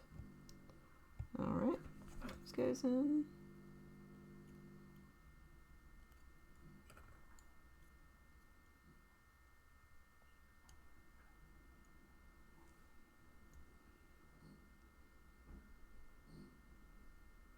Alright, those two. Oh, those are nice. Those are cool. Okay. So those get attached on the ends of here. We are almost 2/3 done. Jeez, it's already 2:30. Wow, okay, yeah, that was intense. Okay, so the gear parts face inward, and this is kind of uprighty.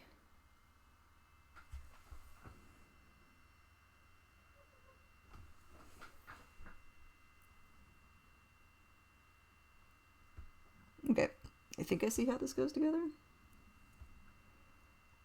But I have to stab blindly because it's kind of in there. Joey from the future. Okay, that looks like it's on. So from the inside of this, I can see all the little tabs. So some of those are the ones that are holding the gear on. The other ones are the new pieces. So I have to, like, not do this twice. It's the inner circle. It's easy.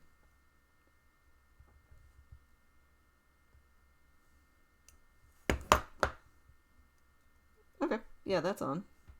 Cool, cool. Let's do that again. I think... Do I have this at the right angle? Oh, fudge! I think I have it at the wrong angle. Hold on, hold on. May have screwed this up. So if that guy's pointing up...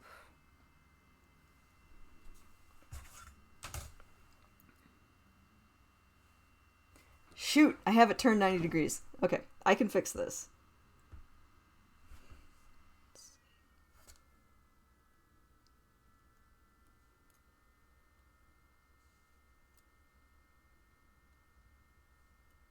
Thought I even checked. Oh well.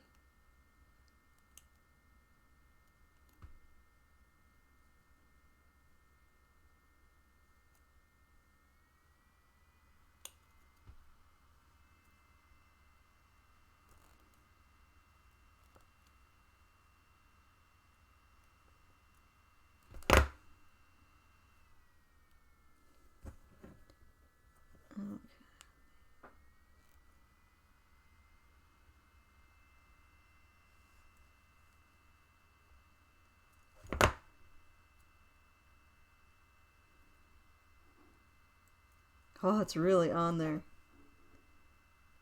I mean, good job me, I suppose. But...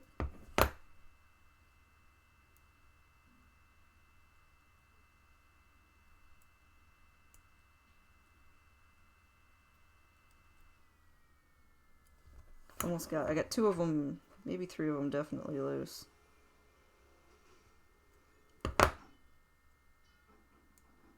Oh, so close. Let go, little friend. I will right my wrong.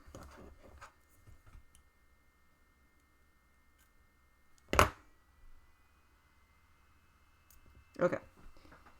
So what I'm supposed to do, let me point this out. Okay, so here's the front, there's the window, and here's my aerial. Yeah, Shard Mom, they do just twist, but they, I don't want to fatigue the metal and have it snap off. Oh, see you later, library rat. Okay, so that's my aerial. So this, you can tell that this is not a equals X. It's got obtuse and acute angles. So the acute angles are up. And so that's what I did wrong. So I need to have those uppy downy. So I've got it off. Oh good, they just slid back on. I can probably salvage this pretty easily, assuming nothing just snaps right off.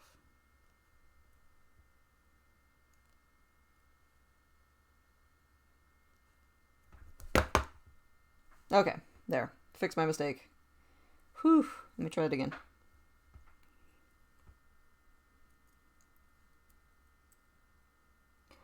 Joey, I don't know. They don't, in the Star Wars franchise, I don't really hear about solar power that often, but that seems like some sort of solar sail would be reasonable, because it's not like they need to be wind related in space, so that's one of those things where I'm sure there's a Star Wars technical manual somewhere that has a definitive, oh yes, this is what the TIE fighter sails do, but I do not have that info. Oh, that's right, this is the part that was a little weird. Hold on, let me see if I can strengthen this.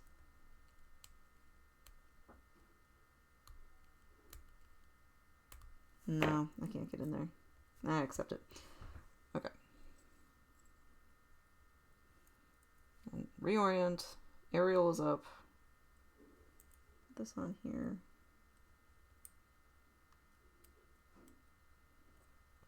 Yeah, I think TIE fighters may fall pretty squarely under that.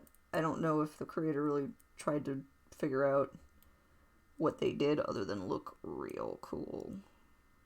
Because the TIE fighters are cool. They're a good bad guy space vehicle.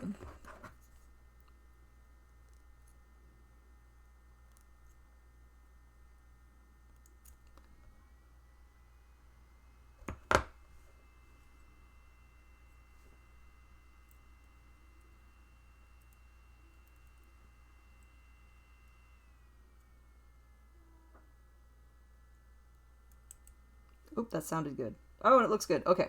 Okay, got that on.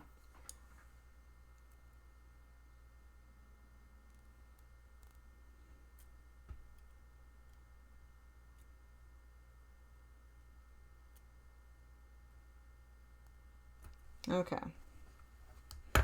That's cool. Alright. So I got those on. What is all the rest of this garbage? Oh, wow. Okay, this is cool. Okay, so I've got those in place. Great news. It is time to put the big sails on. They are what's going on next. But this kind of gives you a tantalizing hint that there are more pieces on here. So just putting the sails on is not the end. So I might not get to that 3D skull today, which I'm a little bit surprised by, but this is fiddly, so I'm not utterly flummoxed shocked, but... Okay, bar engraved side faces inward. So I'd have to imagine they're saying that the really cool stuff faces inward, which makes a lot of sense because there's whole structures that go on the outside. So this neat laser etching is actually facing inward towards the pilot, as opposed to the mirror finish. Radiator panels. Alright, so that answers Joey's question. Thank you, DL. I mean, I guess, so whatever is propelling it, which we don't exactly know, maybe it generates a lot of heat, and you don't want to cook the pilot in that little tiny, basket. Oh, sci-fi, how we do love you. Okay. Oh man, I got my fingerprints all over this. Inevitable. This looks pretty straightforward.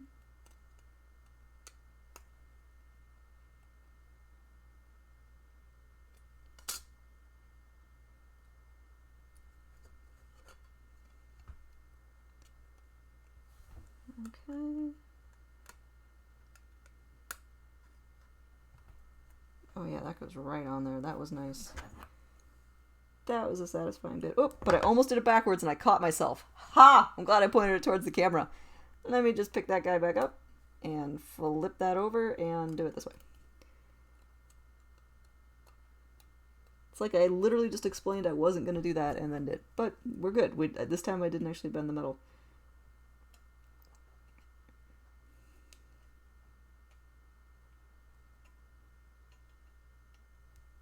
Okay. There's one. That seems kind of silly. It's got all that detail work, but you can't see it because this thing is so big. Well, we know it's under there. So.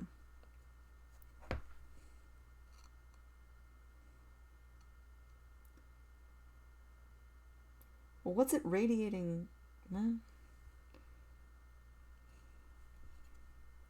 Okay, so it's something to do with energy generation and distribution. But the actual mechanism of that energy transfer is a little mysterious.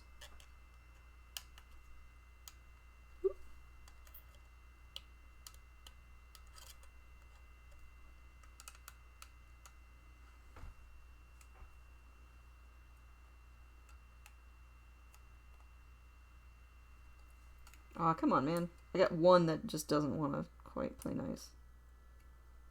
Small friend. Please contribute to the team effort. Okay. No! Ha! Fudge and things.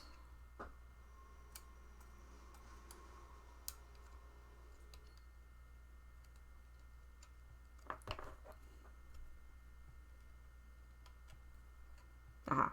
Okay. Those went through.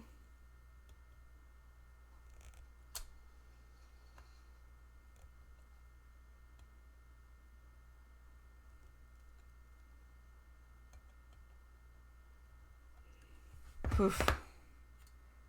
Alright, in the most basic sense, that there's a TIE fighter. I feel pretty good about that. Blah, blah, blah. Okay. So, we are now through the second third. And now we are on to the final third, which is mostly very large pictures, so... Oh, but those are flimsy and are gonna be a monster. Okay, right. So here we have another panel that I've got to get out of here without just destroying it. Because these are really long, thin, like ray arms. Ugh. Okie dokie. Well, let's get going. No reason to sit here and worry about it. Sometimes I kind of want to just get metal snips and like cut through the excess parts in the flash, but I don't think that's a great idea. Somehow it strikes me as something I could definitely biff. So I don't.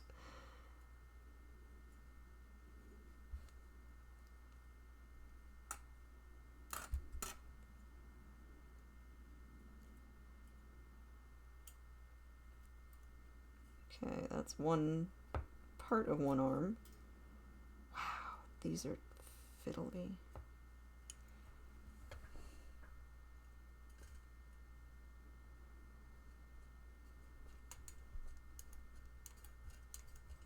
Let me take this little guy out, whatever this is.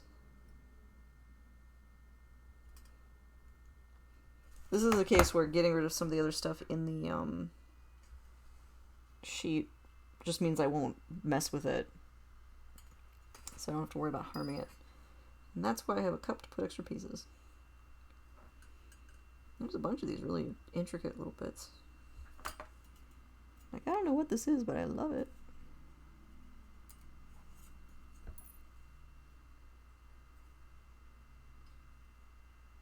I think that's extra.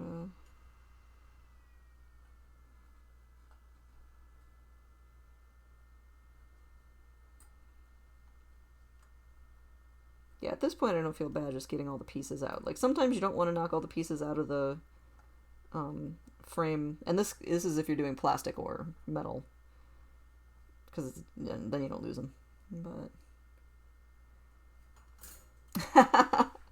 Shard Mom, you know me well. No, with these particular metal bits, I do generally throw them out. I toss them in the recycling. I hope somebody pulls them out, since they are, you know, steel, so they're magnetic, so the single source recycling would have a hope of being able to do something with it. But yeah, it's so fine, I don't know of a lot that I could do with it. But now I feel like there's a challenge there. Because, yeah, I don't seem to throw anything away. Okay, so there's one ray arm. So now I can mess around with these parts and be less worried about ruining some secondary piece I wasn't paying any attention to.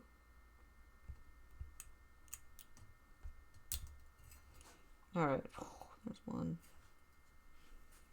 This is thin. So these are like the outer spokes that go around the outside of the, or out, like kind of ray outward on the outside of the wing, or solar panel or radiator. And so it's very thin.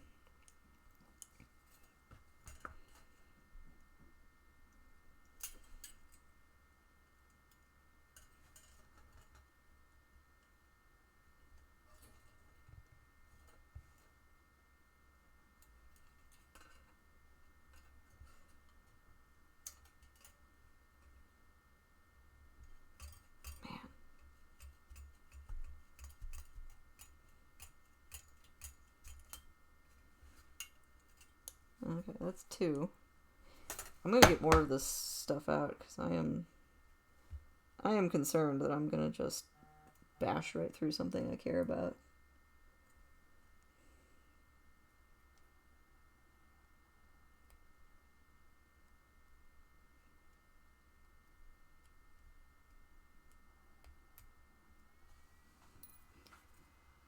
So I definitely think that this big, like, shiny bit here is going to be the stand. In part because it's branded with a big old Lucasfilms brand mark. It's Lucasfilms, they care about copyright a lot.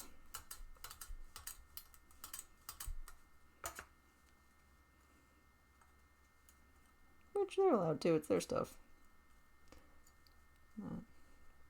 Scrap metal diorama. Oh man. You guys are bad influence. Alright, then for the two of you, I will not immediately throw away this scrap, and I'll noodle about how I can make something cool out of it. Something cool and pretty small.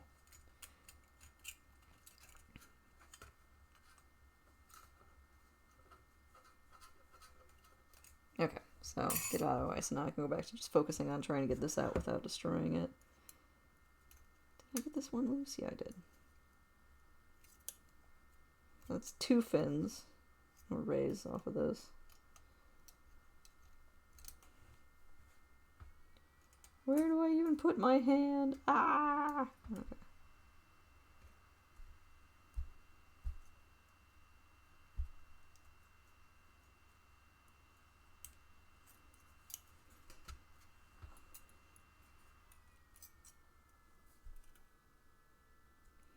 Yeah, wow, I didn't expect one of the harder parts to be getting something just out of the sheet.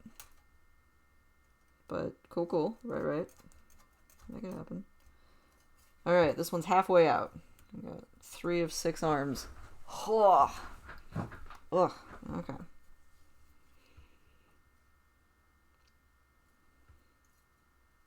Oh good, this one I think is only held in by 1 point. That will help immensely.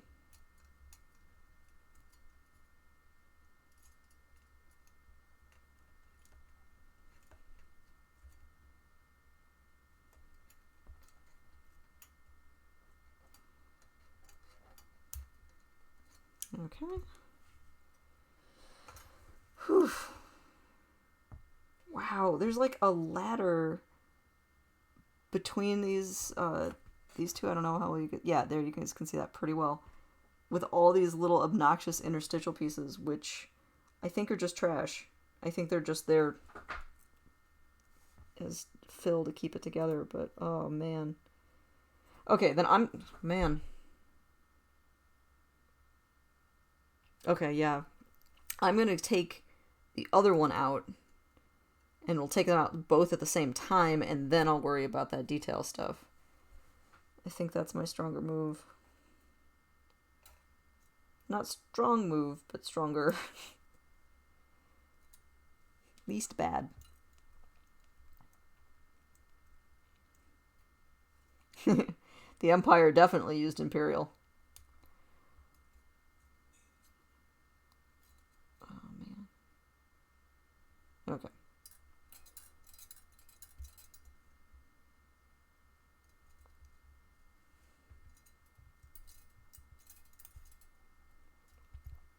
Okay. Got most of those. I'm getting better at this now. As I'm destroying the frame a little more judiciously, these are coming off a little better. Man.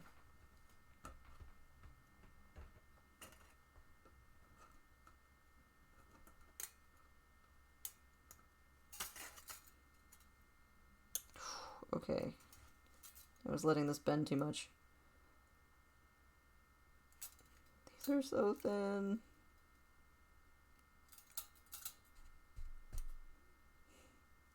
There. Go away. You are unneeded.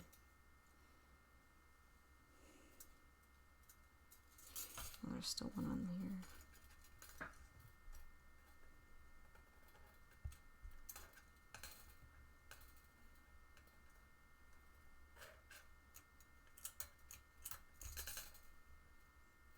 Okay.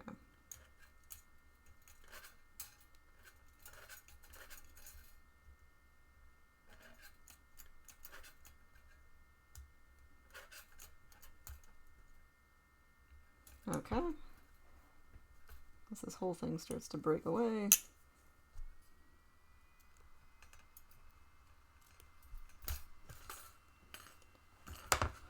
Yeah, you can see some of that stuff starting to come out now. Ugh. I really don't want to bash... Oh, wow, there's another piece over here that I want to keep. I don't want to destroy things. Well, I guess I am destroying things, but do it right. Okay.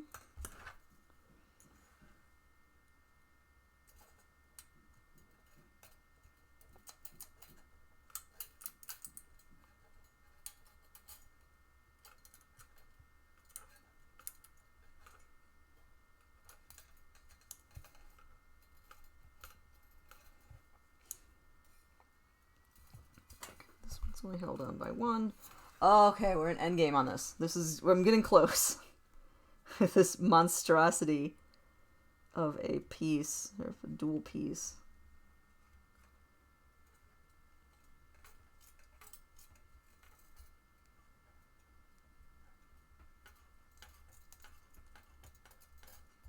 Whew. Alright, that one's out. This has 2 connection points just to make my life harder. And then back to this guy. Let me see if I can get this little one out first.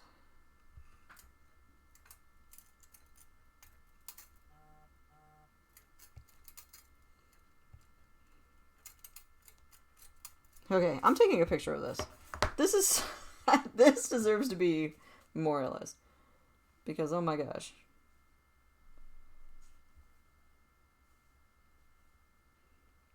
Okay, let's get in there.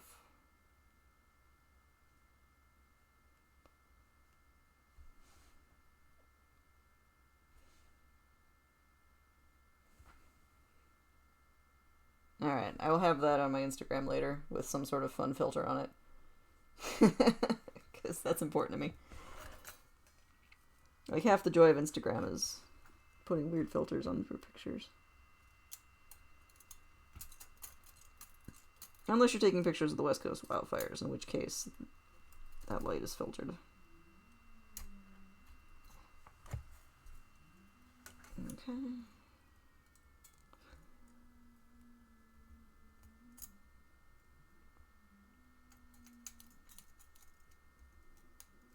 Oh, this is a bad joint. Come on, little friend.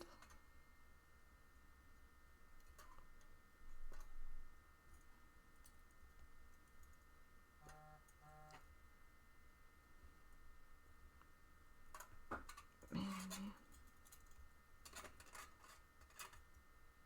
Oh, I can start to see this is weakening parts I don't want it to. Let me...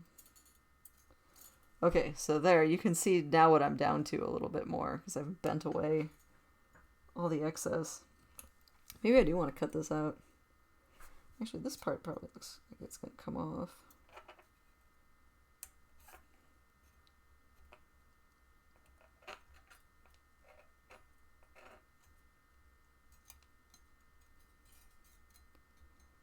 Whew. Let go, small friend. It's all like, no, we are not friends.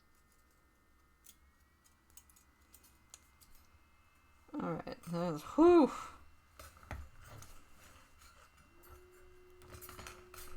So some of that can go over here. Oh, it's so close. Look at this. Like, not a ton. Oh, Necrosis, I'm glad to hear that. Yeah, for you West Coast people, who are not currently on fire, which as far as I know, none of you guys are. I hope the sky is clear and you can breathe a little better today. And, you know, less crap's on fire. I don't suppose there's any rain in the forecast or any hope of reprieve in that sense.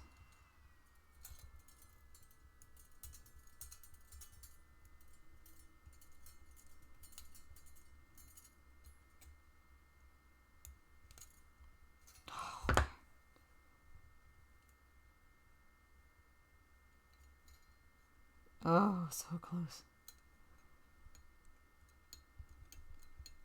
No such luck. Well, good luck out there, you guys. Alright, I have these evil monsters who are now held together by stupid, stupid, stupid little struts that I don't care about and don't love. And I don't want, so...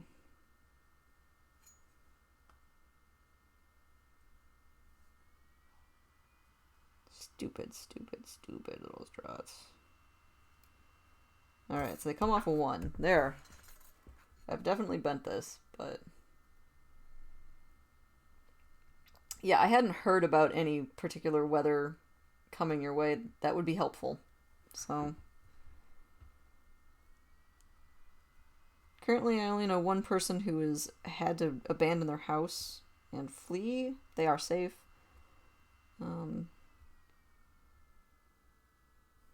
And hopefully you guys aren't suffering too badly in terms of, like, lung ailments and all the other things that are horribly aggravated by wildfire smoke.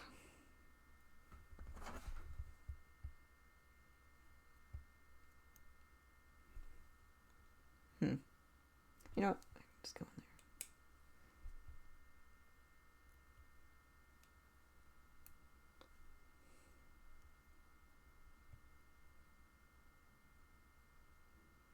Wow, 7 parrots. Yeah, no kidding, finding boarding for them would be hard.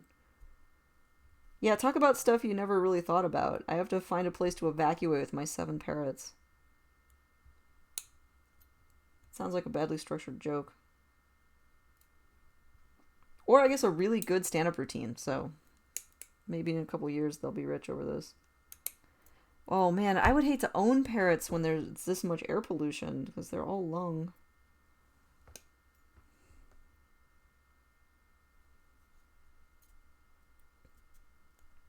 Yeah, air filtration right now. It's a good day to wear a mask. Hey, everybody, wear your masks. Okay. There. Those are out. Good lord, those were nuts. So those monstrosities, the whole point of that... Oh yeah, first I have to assemble all the pieces. Oh man, there's layers! There's layers that go on this. I'm just gonna move this guy over here. This is bonkers. These are bonkers. Let's see. So I've got this. And this. And speaking of not throwing anything away, this used to have a candle in it. Anyway. It's a really good little thing. I might actually put a candle back. I have a bunch of wax I keep wanting to melt down for one of these live streams, so that might become a candle again someday soon. But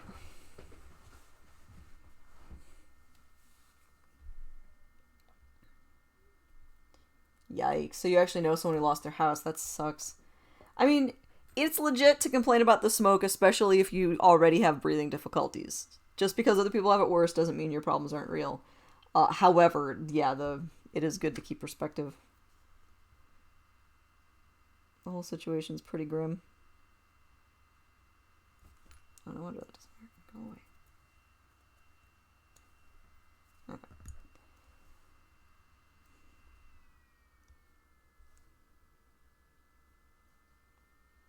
So this is a tiny, tiny, tiny little decorative element that goes on top of a bigger, but still fairly small decorative element that goes on the really big decorative element. Because we've built the structural TIE fighter. That part's over. Now we're into flare. Really fiddly flare.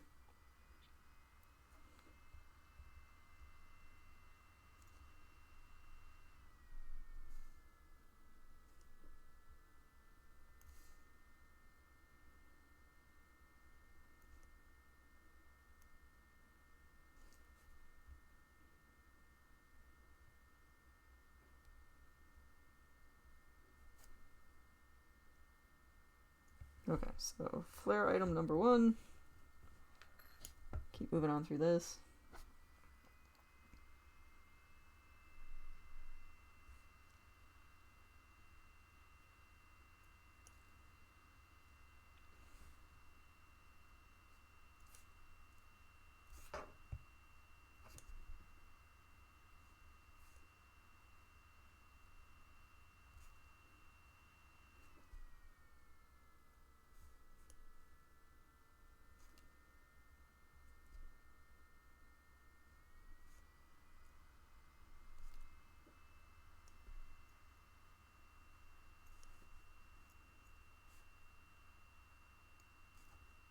Alrighty.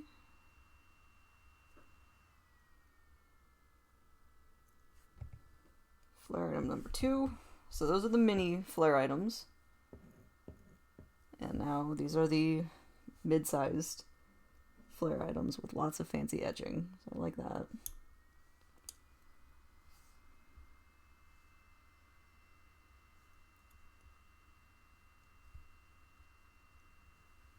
Okay.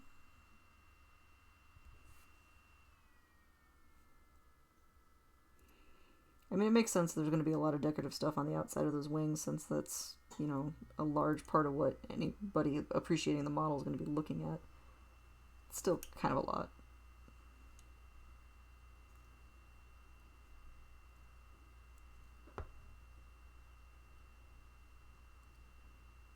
Alright, let me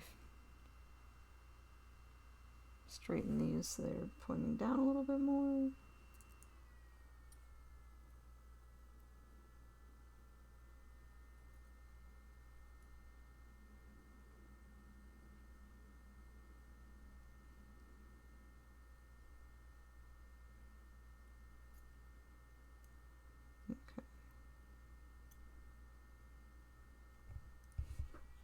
Alright, second level decorative number 1.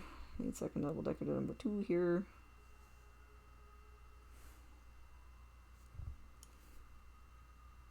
These are nice. They're actually very detailed and cute. Like, these are going to be a really nice element on the outside of those wings. Back to saying wings. Panels? Say panels. Panels, I believe, is closer to what was agreed on being at least a general positive term.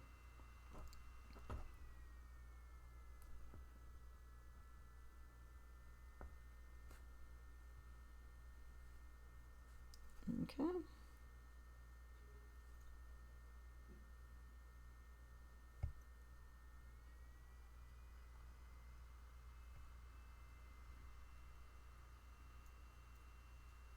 Thinking about the wildfires, there was a couple years ago, like a year or two ago, there were wildfires in Montana, I think, and the smoke got to Chicago and made all of our cars dirty. And the sunset's really cool. So I think with the Rocky Mountains in the way, I don't know how much we're going to experience recurrent West Coast fires, but I do wonder. Because, weather, it's a thing. Okay, so this gets just layered on top here. And then locked.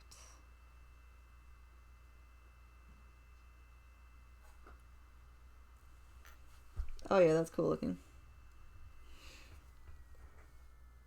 Maybe it was Canada that was on fire. Yeah. But it was cool.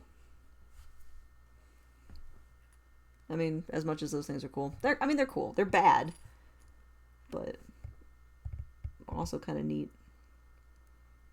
Just in the way that all big things are neat.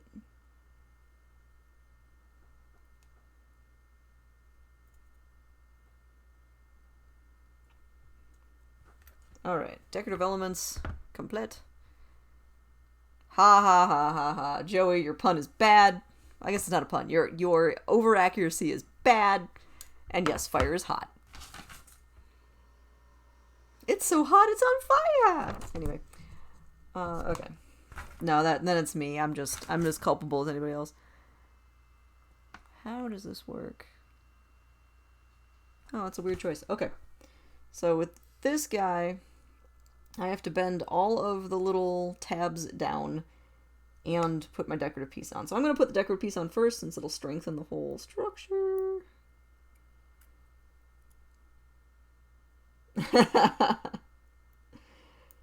Honestly, Joey, good for you. That's actually a pretty strong area to be the master at.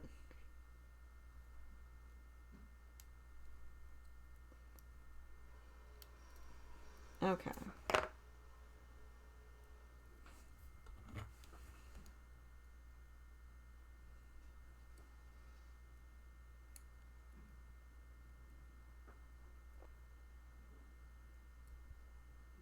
I have a bad physics joke. If people want to hear a really bad physics joke. I will not tell this physics joke unless at least one person in the chat says they actually want to hear it. Because I'm scraping the barrel if I'm talking about physics jokes. Alright, Joey, you got my back. I appreciate you, man. Alright. Two atoms are walking through a park. And one of them says, oh wait, hold on. I lost an electron. And the other one says, are you sure? And it says, I'm positive.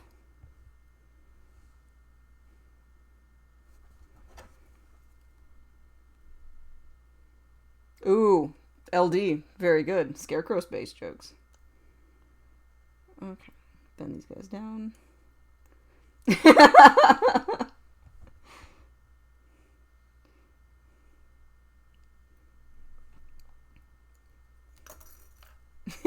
Alright. We have a little bit of appreciation. Bring on the nerd jokes, you guys.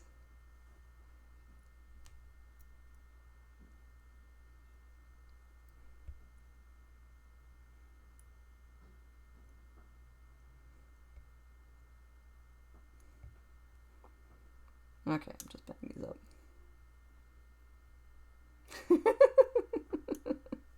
Oh, we've opened a can of worms.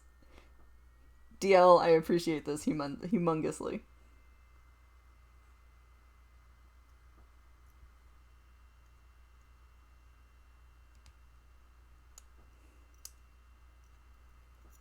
Okay.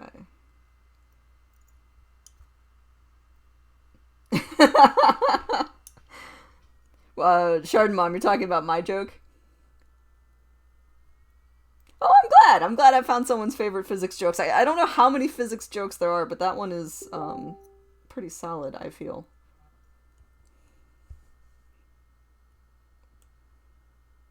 I heard a ecology uh, joke earlier this week. An American ecology, for those who are keeping track. A house sparrow, a starling, and a pigeon show up at a party, and the host says, "Oh, hi, have you guys met?" And they say, "Oh, we're introduced."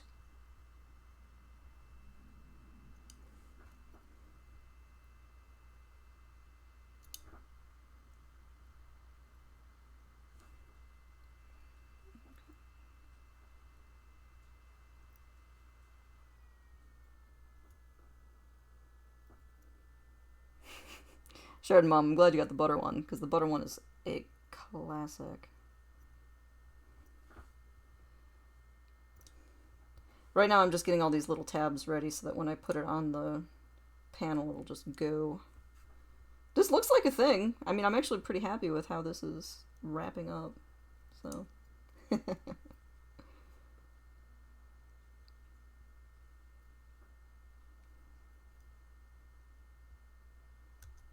Oh, rubbish. Come on. Work with me, buddy. Don't do it.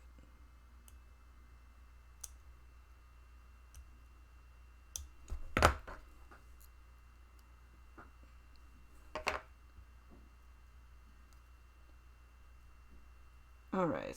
So that piece looks pretty ready to go. I've got all the little tabbies bent so they can attach, and then the center is there. Oh, how does that work? Oh, that's interesting. It's gonna not sit flush because these tabs are sticking up here and these tabs are sticking up here, so the center is gonna be kind of up a little bit. Here, I'm just gonna put this one on and then I'll do the second guy. So I think that'll look kind of weird, but I think that's maybe intentional.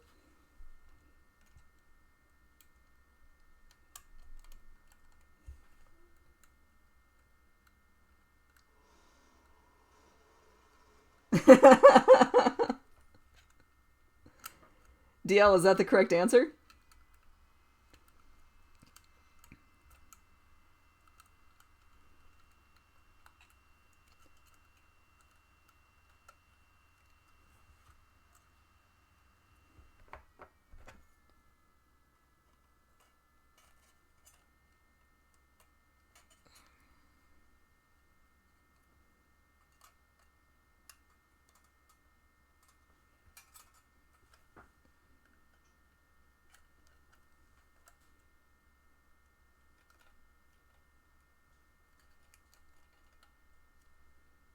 Okay.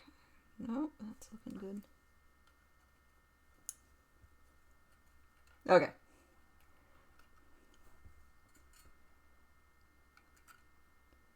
This is important.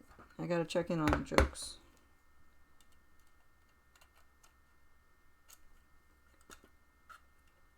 Yeah, I was gonna say, Joey, I think you went and found a HTML joke that went over most of us. I haven't coded HTML in any real sense in years.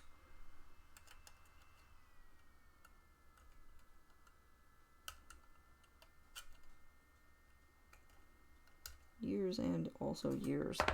Okay, yeah, that center bit, I don't love that. I don't know how well you guys can see under there. I think I'm going to try and mush those down. I want that to lay a little flatter. And the instructions don't really tell me to, but I'm going to do it anyway. It's my model. I'm the boss.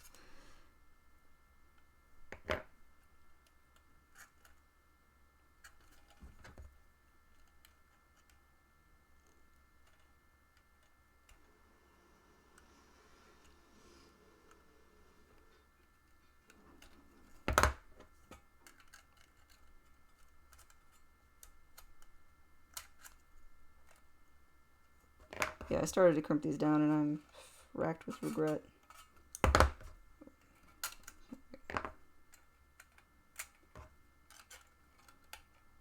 Tiny little screwdriver. So useful.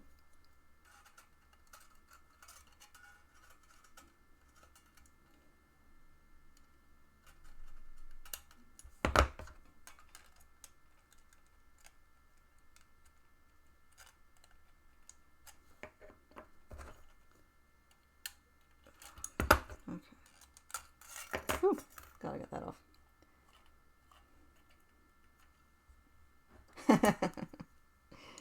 This is also true. Okay. I'm gonna try and flatten these guys because I don't love them the way they are. It's very judgy of me. I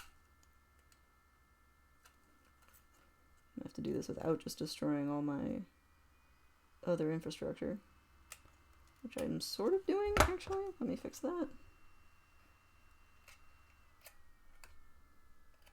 This is my battle damage side anyway, so... I tell you, giant human fingers. Very in the way.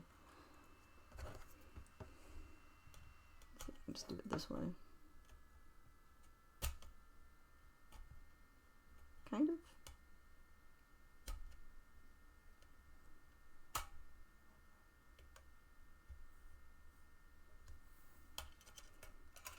Oh, this is so awkward. These are not really meant to be laid down, so... Okay, so I've got those a little flatter. Because I don't think, I can't make it flush. I can't make it totally smooth, but I think that'll help it a good bit. So, every little bit.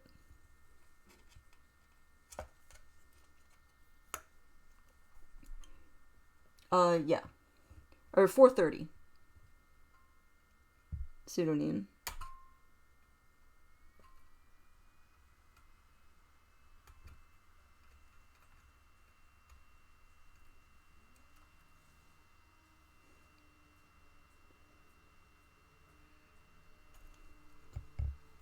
Okay.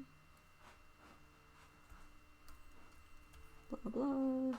Almost got this. Alrighty. That's better. That's a little more flush. A little better. And then with this guy, I also want to try and crimp these down, but this will be easier because it's not attached to a giant thing yet. So, little bits.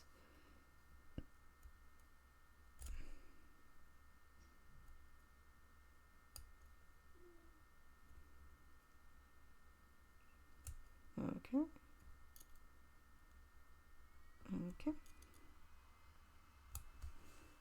Oh yeah, these are way easier to lay down.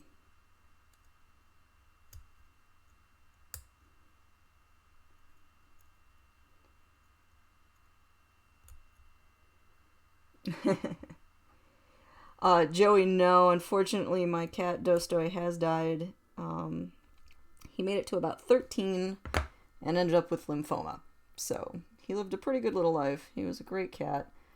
Now my cats are cats, and the one you heard making cute little growl noises was Bez, who has since wandered off. Bezikov is a good boy, tends to be pretty shy of people, and doesn't know you guys are listening, so it's okay. But he's funny. He generally makes that sound if he sees another cat. So I'm assuming he was walking down the hallway and must have seen one of the other ones, and that's like his little greeting. It's very cute. He generally sounds much judgier and harsher when he's talking to me.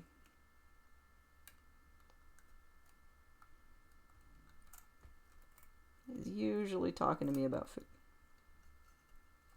I'm impressed that that sound got picked up.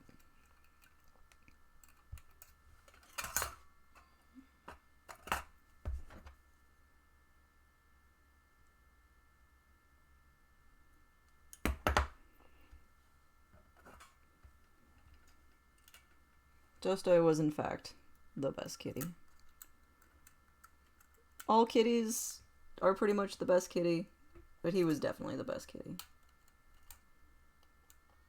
Okay, I'm gonna start locking these into place, because no matter what, I'm done with this. Like, no more tweaking. It's time, right? Guys, it's time to be done. Time to be done with this project. I want my adorable TIE fighter. Because nothing says TIE fighter like the word adorable. So, Joey, with your Russian blue kitten, is it with your parents, or is it with you in Atlanta?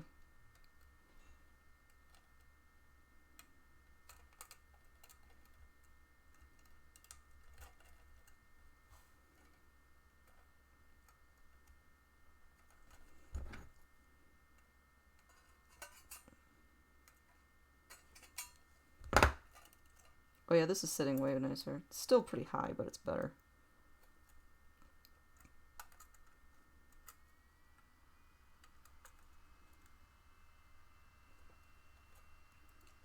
Okay, so you get to go visit the kitten, but don't have it right now. That's reasonable. You're in college. It's reasonable.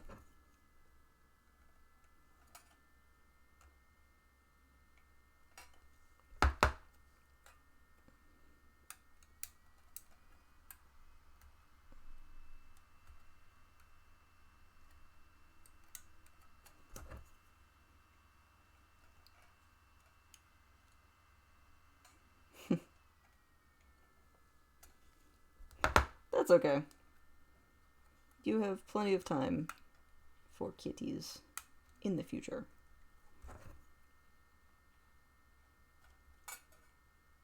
That's where you need to have the hookup where you have friends who have cats. And or dogs.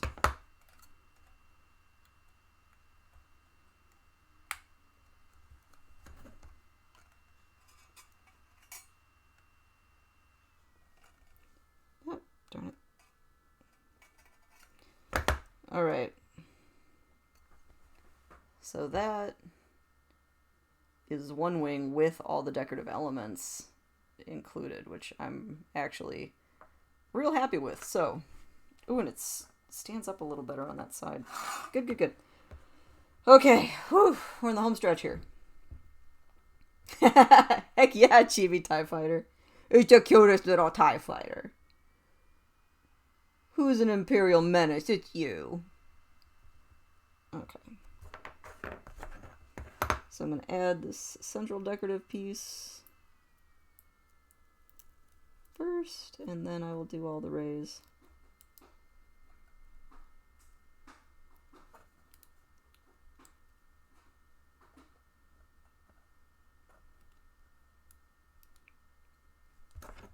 All right.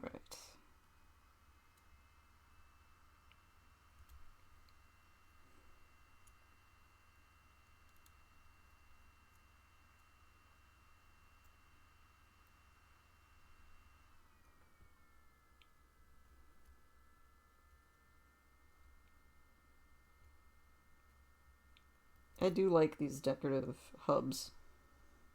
They're totally worth it. That's a nice element. Ah, thank you. This is a fun kit. This is a good one. I feel good about this one.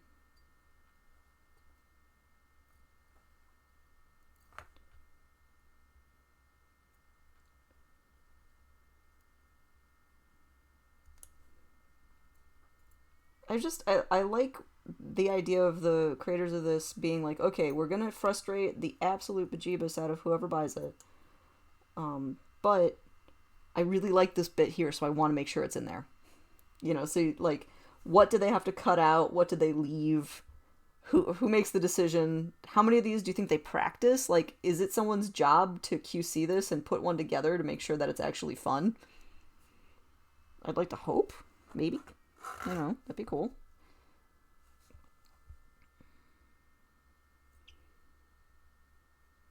Or maybe there is no QC. Yeah, that'd be a cool job. Maybe someone was just like, nah, it'll work out. There's some nerd out there. It'll be fine. Because, let me tell you, there is some nerd out there. Almost no matter what we're talking about.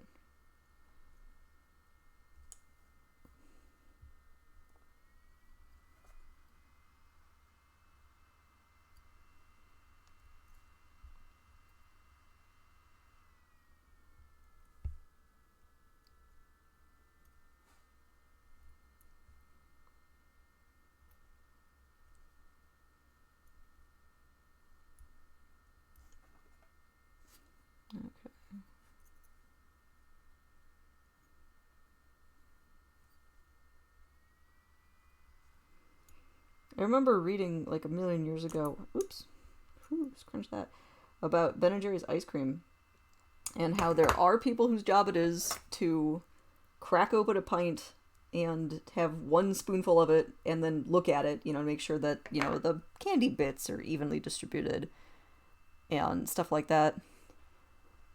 Okay, Nick Joes, good job. Good luck. But they, so someone's job, and they literally like take a saw and they cut through a pint. So it's cut directly in half and they crack it open and they take a spoonful of it, make sure it's actually yummy, which is pretty cool. And then the rest of it goes to the pig farm down the street. So it's not like the staff sit there and eat all of the ice cream every day. If you're doing quality control, you get a spoonful of it and then you chuck it in a vat and the pigs down the street get ice cream. I thought that's pretty cute.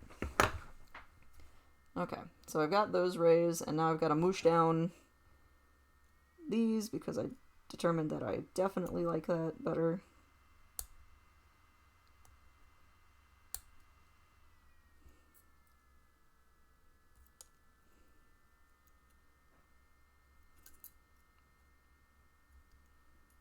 Yeah, this live stream is going a little long, but I'm so close to finishing this project, so.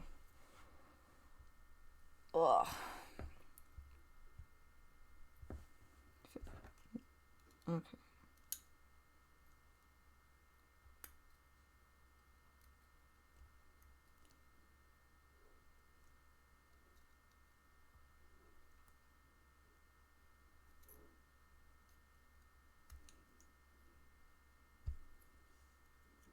I mushed down one of these accidentally. Oops.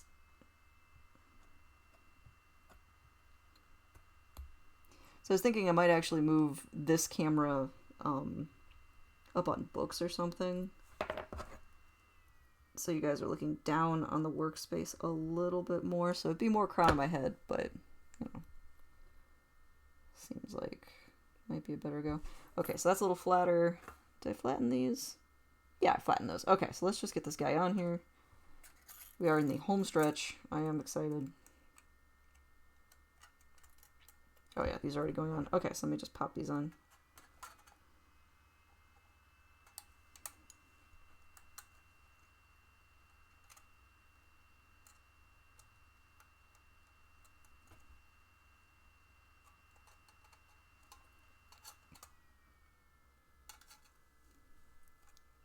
Okay. Okay.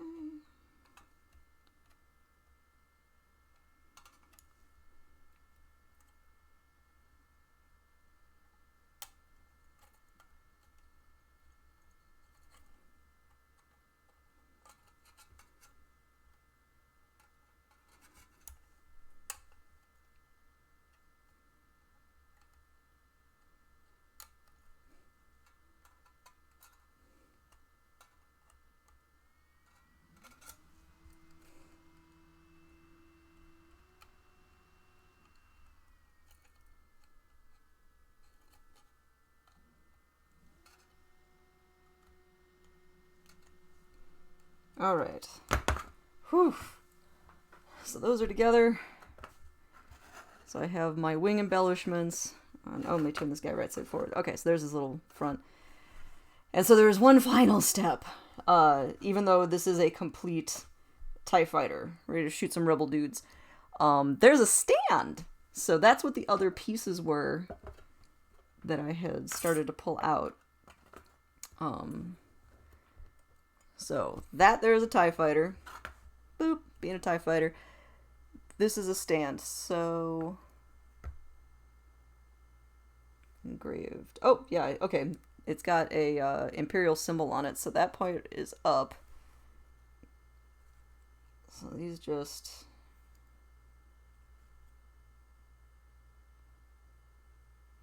Oh, that's... Okay. There's two little support struts. 1, 2. One is big and one is little.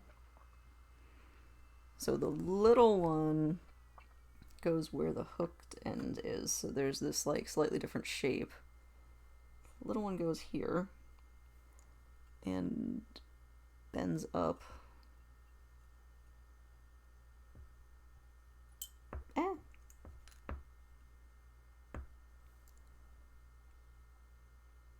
I think I might have to put these both into the same... Oh, fudge. Oh, no, okay, I can see it. Hold on. Ha! I did not totally lose that. Yeah, the broken piece, I managed to get that pretty obscured. It's facing downward, so unless you're looking at the undercarriage of the tie, it's not going to show.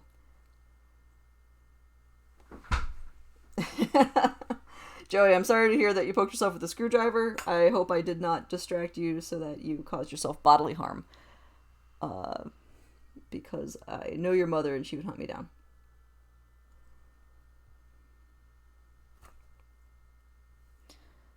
Let's see. Okay, so these go here. I'm going to lock this in and then I'm going to do the other one just because I think trying to hold these as two separate pieces is madness.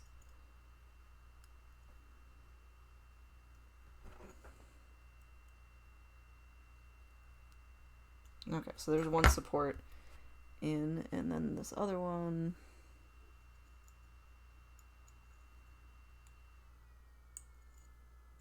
Goes back here.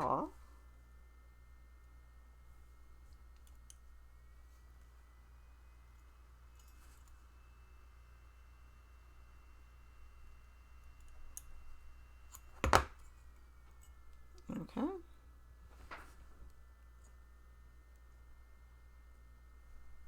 Oh yeah, you can see the little Lucasfilm logo.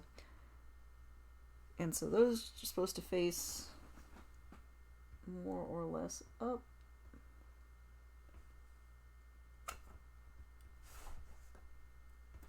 Looks pretty good.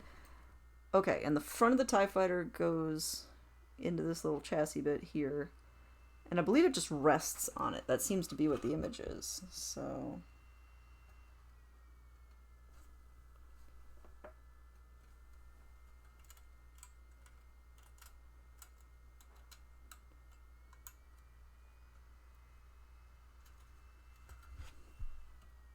Okay. So that is an adorable little TIE Fighter on an adorable little stand. Okay, guys, that is done. I have no mysterious leftover pieces. I do have pieces that are supposed to be left over and the broken bits. Oh yeah, you want to be able to take it off the stand and go, you know, that's, or like, I don't know. How do you make a TIE Fighter noise? It's a horrible noise, actually. But I am happy with my adorable little TIE Fighter. That's pretty, oh yeah, pew pew. That's an important one. If anybody's ever seen the new Voltron series, we could have a whole discussion about if it's pew pew, zoom zoom, or whatever. Alright, I'm really happy with this. So it looks like I will not be working on my other 3D model today on the fact of this guy took absolutely forever. But so worth it. Like, this is a good little model. I love this. And then to fulfill my promise to Chardon Mom, I will be right back. I'm gonna go grab the Ferris wheel that I had done. Sound of an elephant combined with a car driving through water. Yeah, I can't make that noise with my face. So I will be back right in a second.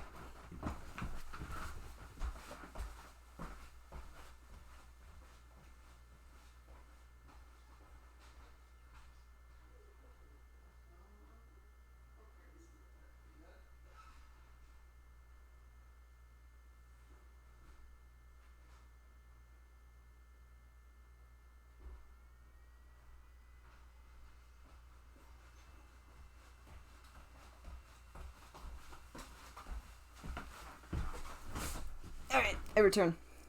And I return with, wow, a slightly dusty Ferris wheel. So, whoop. Move that guy. So that's the Ferris wheel. with all of its myriad little gondolas. That was a complicated one. So, yeah. On Saturday, unless my shipment of additional taxidermy supplies arrives, I'm probably going to skin a second quail. So it'll be very similar to the feed I had this past Saturday, because I'm doing a set of Chinese king quail or Chinese white-crested quails. So it's probably going to be the same type of thing. So if you missed any parts of it, it'll be nice to catch up on that. So I'll be probably skinning the quail, and then after that, I have to build the 2 mannequins, or the 2 body forms, and so those I'll be doing later. You could eat it. He's so little. There's so little meat. And both of these quail died unexpectedly. Their owner found them dead in their enclosure one morning together. So, seeing as they died of mysterious causes, I don't think I'll eat it. You could, though. So, alright, and I'll move my TIE Fighter back into screen. So, alright, folks. Thank you so much for hanging out with me. I really like doing stuff like this. This was a fun pick-me-up. I had a rough day yesterday, so it was nice to do this. So, again, I will be out on Saturday. I will be doing Disgusting Taxidermy, so I'll have the warnings up, but I sure think it's cool, so you should come hang out.